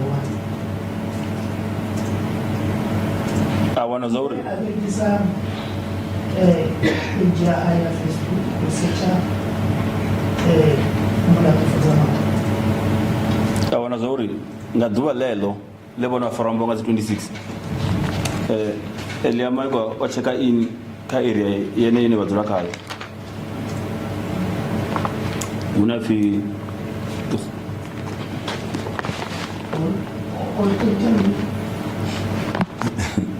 ocheka in atizo officer ocheka in ga Facebook ka area yani for fi li khalon. In that very same day, it was found out that accused number 1 checked in that Facebook page around that to kusumbedza uri ovachikushumisa phone wacheka in ga phone yawe kaino ga account yawe ane kupetu kuti using his phone. Service camisa bari wena uje wache ka phone uli ona mudi phone ngaduva liteverawo ngazi 27 ngaduva liteverawo achidova achicheka ka Facebook wana Elias Maeko zvino oposta imwe post ka Facebook ine ndo bataliza ngayo vanopedza ene mwarwa macho oposta imwe post ka Facebook sino kayo post onwalori onwalori osumbedza iPhone 14 amwalori ene ko ufimini phone yawe ukoyibambeza na teze zomboro ene kwamba nga phone yawe kwamba nga teze zomboro kusumbedza uri iPhone ene aifara ndi mutango wa teze zomboro ko idongisa ka Facebook.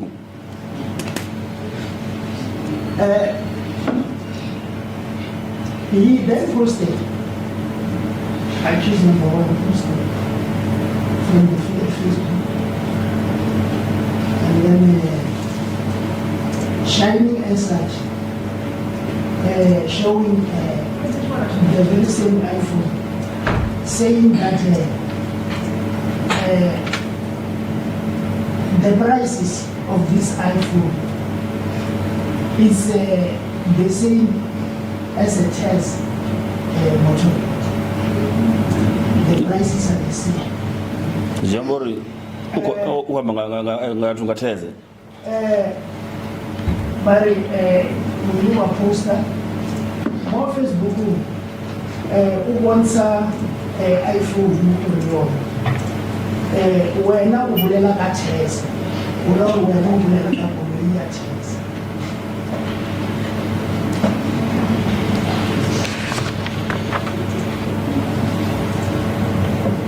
Zvino apedza ampa zidodombedzo za phone yawe yeyo. He better give me all his phone particulars. Ngori nga chipinga chamsi Elias Maeko achifariwa. Oba ku Rwanda oba ku una iPhone 14 yawe ni munhu nga chipinga.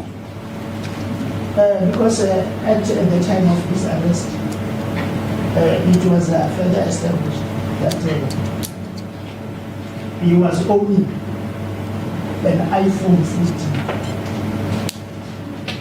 And in the university, every month I can't have the last one. And then I said, I think it's iPhone 15. Zadaka mungurangori abe olia una iPhone 14.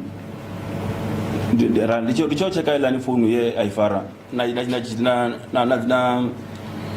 chilipi cha phone ndaonore phone yenu ni ndia ola mfumakazi wa case number 185. When I checked the recent iPhone, and only to find out that the owner was the lady who was robbed in case number 185. Ngacho chipinga zvatoba clear kana uri zvezvo zvitu asi coincident zvambori ngondi uri oyu mutu oba hone uchikufara mbo wange mudini. It then came to my mind that it cannot be a coincidence. It means he was one of the owners at the time of the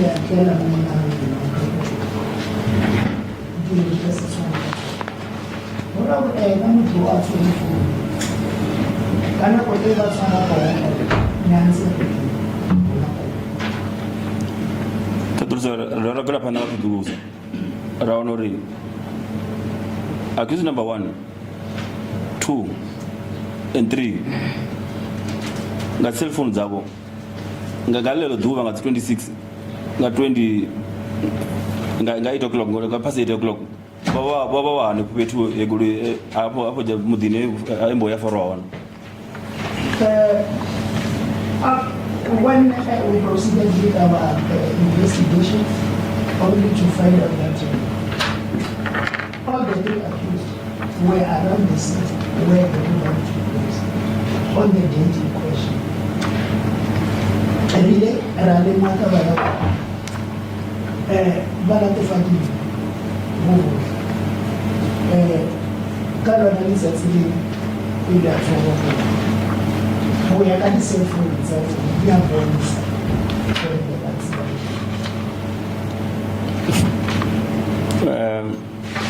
4 and 5 na wone mara zinar ngambingabo.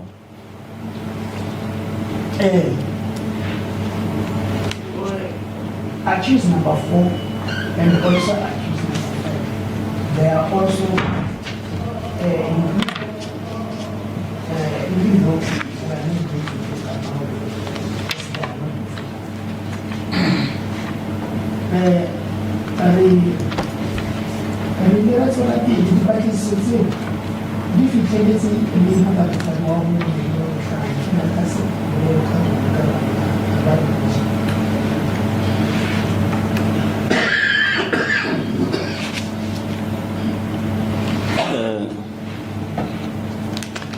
Deka kama punga dua sih. Ada deka bill application.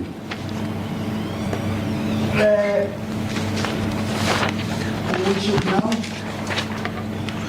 talk about the issues there.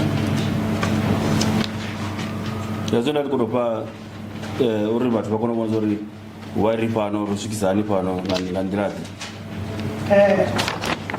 The background that I've since given before this meeting, I wanted to highlight the reason why we are here. And the people offer background, now what's happening. One really is and the professor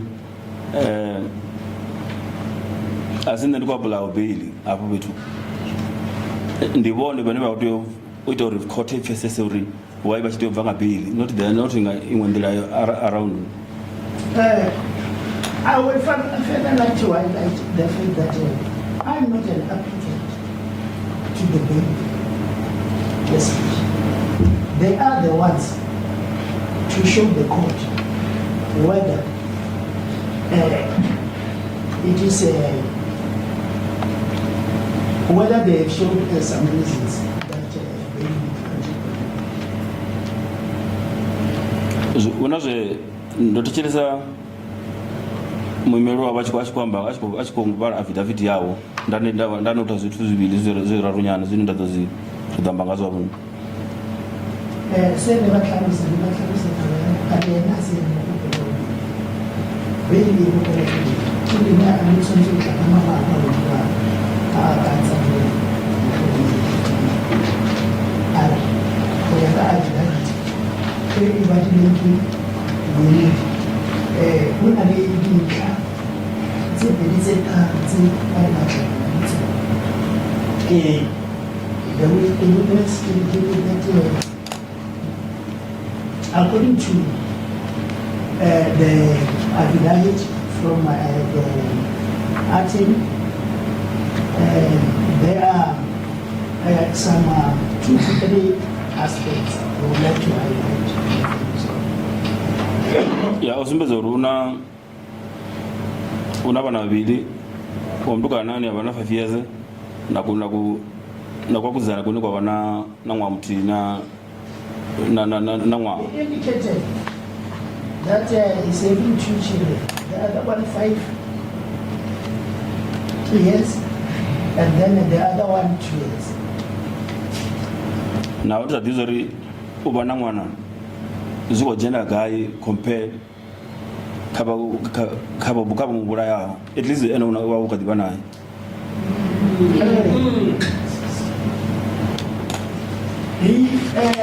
I do not, I fail to understand him when he indicated that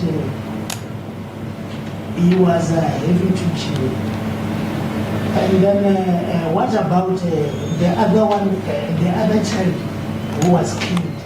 It is better because he's still having his child.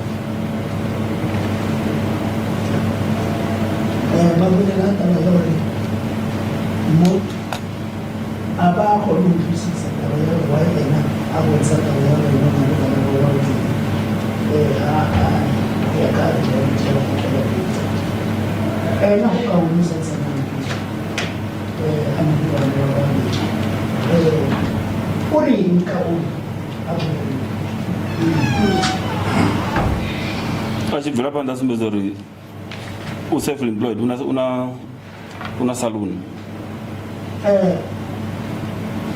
according to the evidence affidavit, the accused mentioned that he was self-employed and self-saloon. that defined by the system? Or is it employment? Self-employed. Self-employed. Self-employed, and then he is having a salary.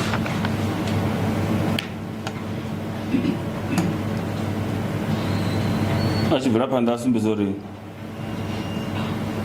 hana previous conviction, hana pending case.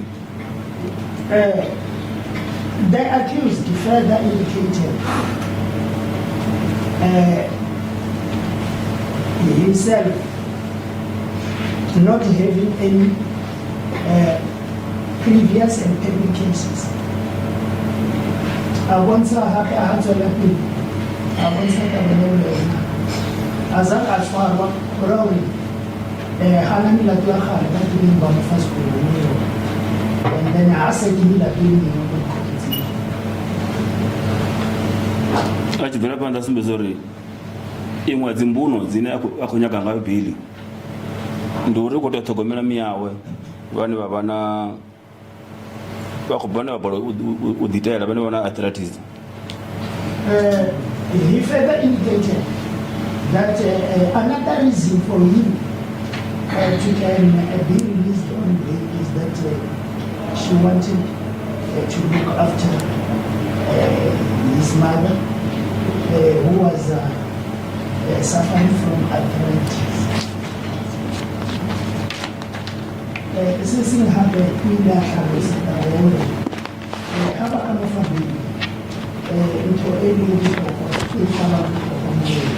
utakuona mama au mama hayo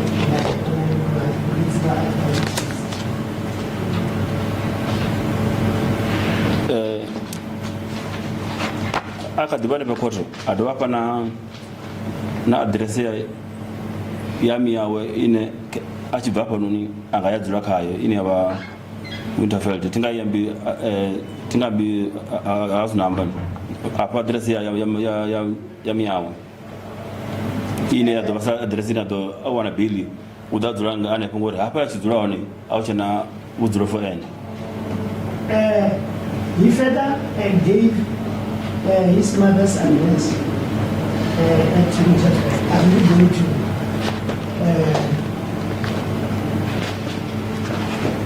to give the step number of the house number thereof, because that was the place where he said he no longer had a place to stay, and then he granted him he would go to the missing address. Say, but I was saying and I was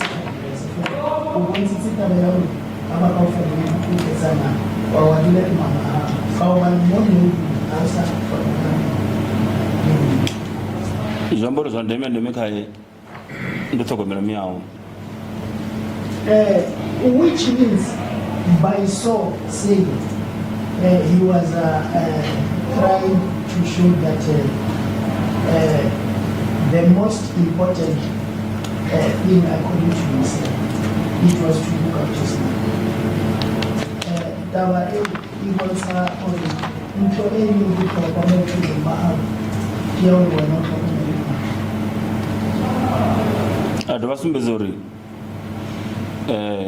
murasho kana mkomana orova mahola ene ofariwo wava kudzura na mukeguru. He further make mention that the brother or the younger brother who was staying with the mother died at the time he was still serving the sentence. But we have been Sakabayama, and it's all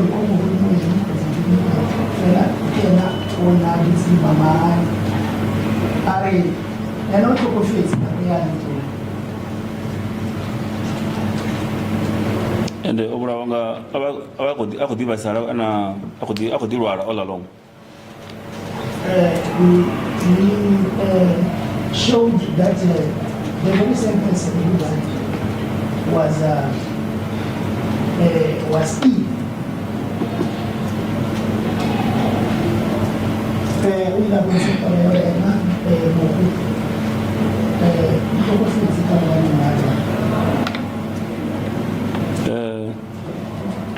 Jambo armo zunyaza rotevela kaita tuduzo kazo. All the said information which we got, it was praised.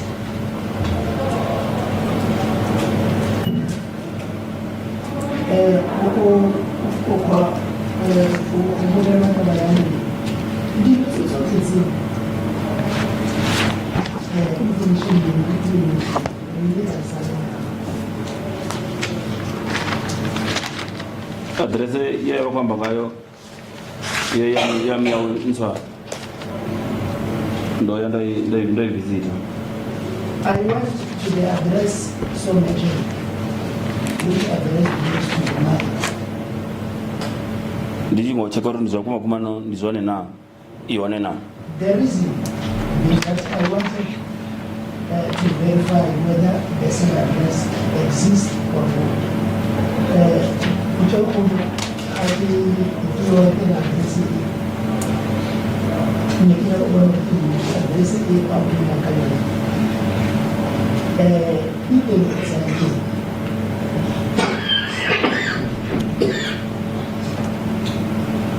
kati no precisa no precisa uri zvewa kwamba zvone zvori una vana nazvo mukeguru vako vaisara nami zvote zveya zviyamba ndizvone na nazvo mukomana oro vana ndizvone na. The reason I was busy verifying all the information that you mentioned, the death of the brother, the mother being suffering from arthritis, the issue of him having 2 children, all those information I wanted to verify whether he was telling the truth or not. You say, okay, look at the salam now, you say, Mama, I'm with that prophecy. You look at the salam now, you think about what you say, everybody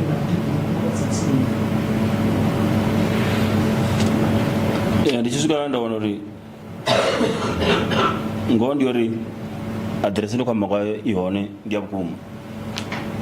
The truth was all about the address.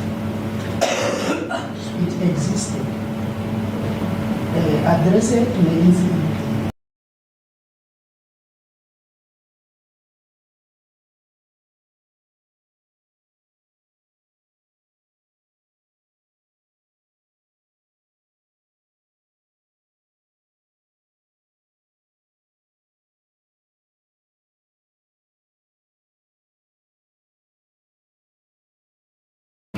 Hapa geteni au na gete vitu waone. What I found from that address, there was a 2-room house, a smaller 2-room house which was built, and then the other one, it was a house which was not finished to be built at the site, and then another thing was that the house did not have any fence. And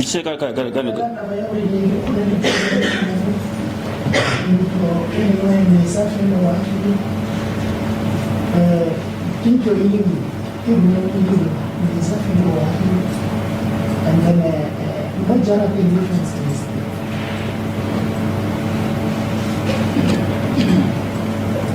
ichise zanda ndo ina mdzakazi na madhi anepo ina mdzakazi na madhi anayo. I further established that at the very same address there happened to be electricity and water. And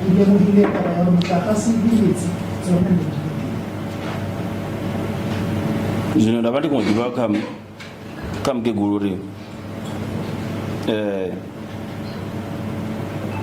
vakudzula nanyi anepo petu. I wanted to know from the mother with whom was she staying there. Kunakirodzikwa kume kupina nimanku. Ndauro ndizvakukuma vadzura vavote ende ndizvakukuma vanayo vana vurwadzi hwavo unofamba ngori vachimbiranga vadzicrutches. It was true that the mother stays alone, and it was further true that she was suffering from arthritis because she was having some crutches. Kileka kimataba ya kimi udulabe mu ona lulezi boba crutches kwa ile nazama ndanya kudiva kavo uri vakono dibigela na. I wanted to know from her that can she cook for herself.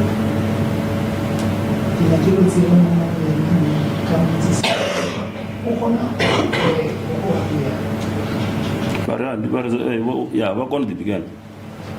She said that she can cook for herself. Ndabvira pandane kudiva uri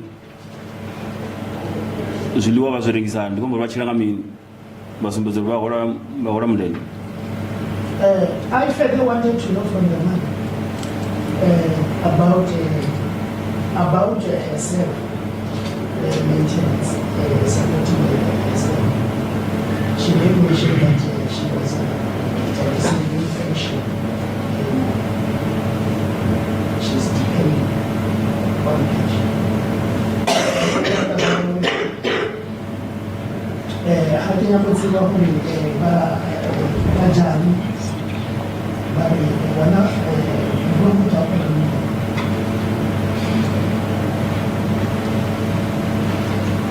ndabvira pandane kudiva uri vodzalini pano makwani. I further wanted to know from her when did she come to help me.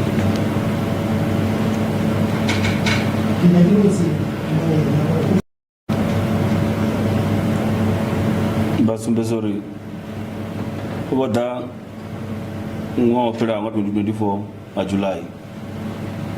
She showed that it was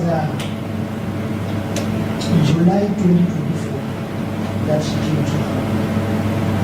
But one September July. Ndanya kudiva uri vachibva pano vakubva vangapi. I further wanted to know from when was she when she arrived to this area. Which one guy?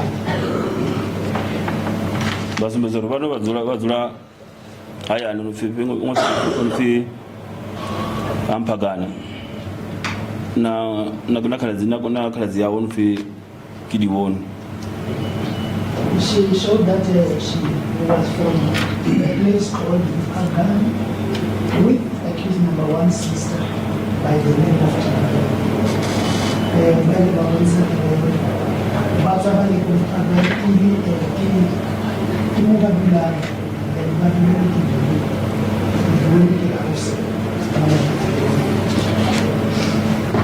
Zino ndanya kudiva kavo apa makwani vodoita mini. I further wanted to know from her the reason why she came to her. For what reason was she here? Inakiwa moyo ukiweza kushukuru. Basumbedzo uri vodanga uri akuti ono orova zvamboro ndidosala sina mutu. She further indicated that the reason why she came it is because I think number one brother passed all, and then the house will remain with no one. But my parents, but a lot of back in school, the how and then the high classes. Bapak jawab sembezori, jangan kamu profesori.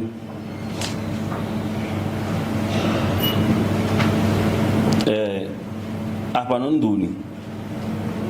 Abu dia ono wa ko besara. Achi tura nanyi. I wanted to know from her if he was the late brother.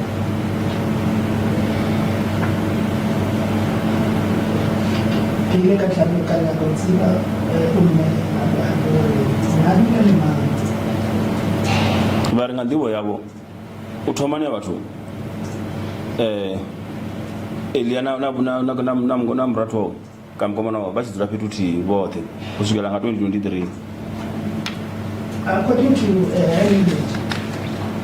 she know accused number one and the late brother staying together up until maybe like and not even Babylon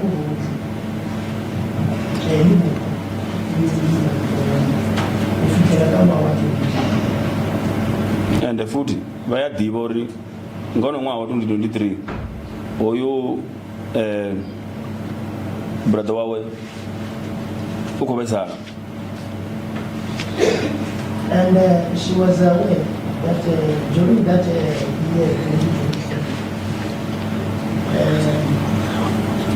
the late brother was ill.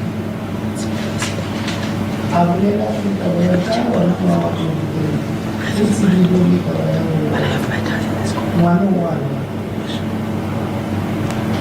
zino ndichila bese ndonori zvambaringa zvino ngandira nayo kwamba ngayo ndabusori uyu Elias zvino ngachima chamzi uyu yakho baisara ubone bavenda obachikudzura gaye nga 2024. I want you to know that where was accused number one when at the time we were staying in, and even now that you was you never know what's here when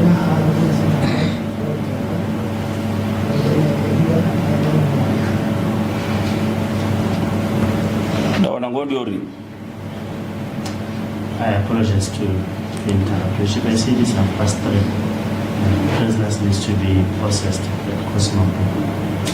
May I ask, respecting everyone's time, that we adjourn and we stand down this matter until to an allocated date? We're still far from finishing. I do not see us finishing today. I apologize to everyone who's here. I'm asking for a remand and to accommodate this matter on the next postponement date. How many witnesses do you have, sir? For now, we should only call 2 in order to oppose this bail application. Court please, Your Worship, I would humbly suggest we allocate 2 dates for this matter, Your Worship. Do you also have witnesses on your side, the defense? Your Worship, I'm yet to consult. However, with the evidence that was left, I think the defense might apply to reopen their case or alternatively file a replying affidavit to some of the government's made by the investigating officer. As the court pleases.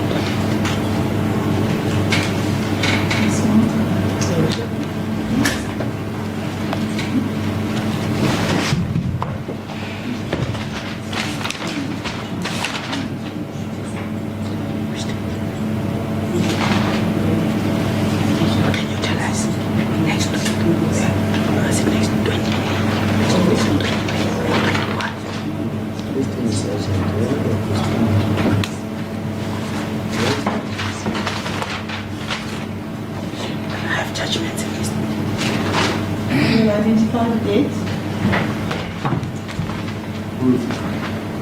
We're looking at the 20th and 21st of May, Your Worship.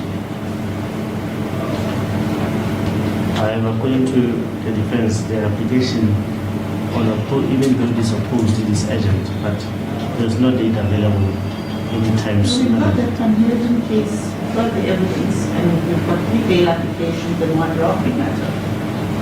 It's probably common. Must I look towards the end, Your Worship?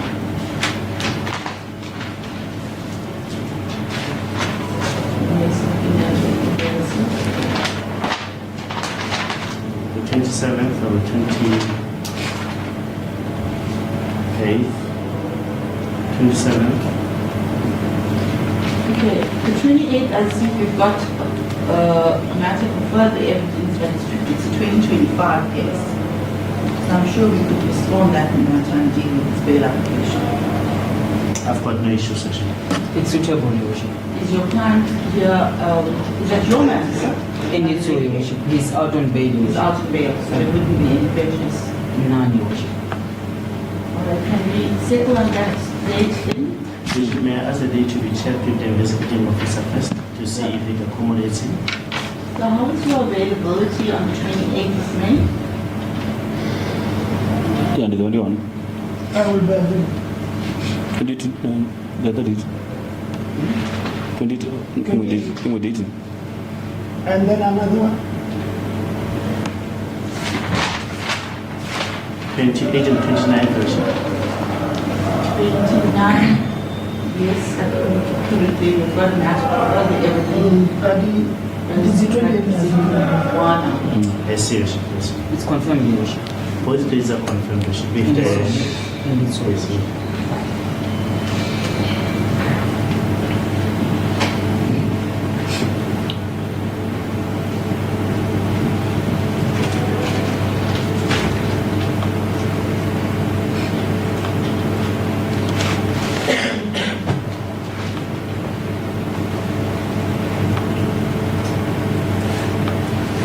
Can you kindly close the diaries on both those dates, please? That's the purpose, Your Worship.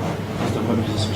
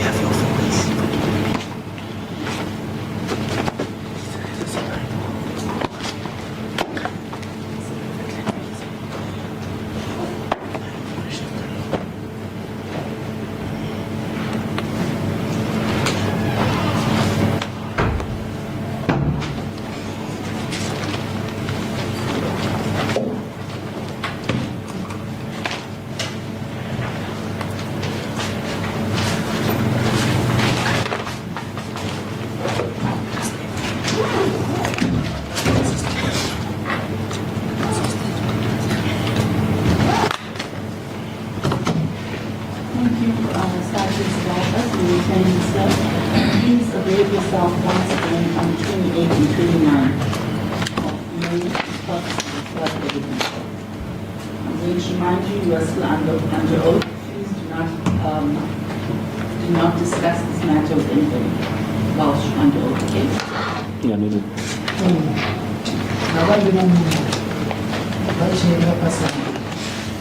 Vamos fazer rombo za vazor kadivira panda no hona gabi.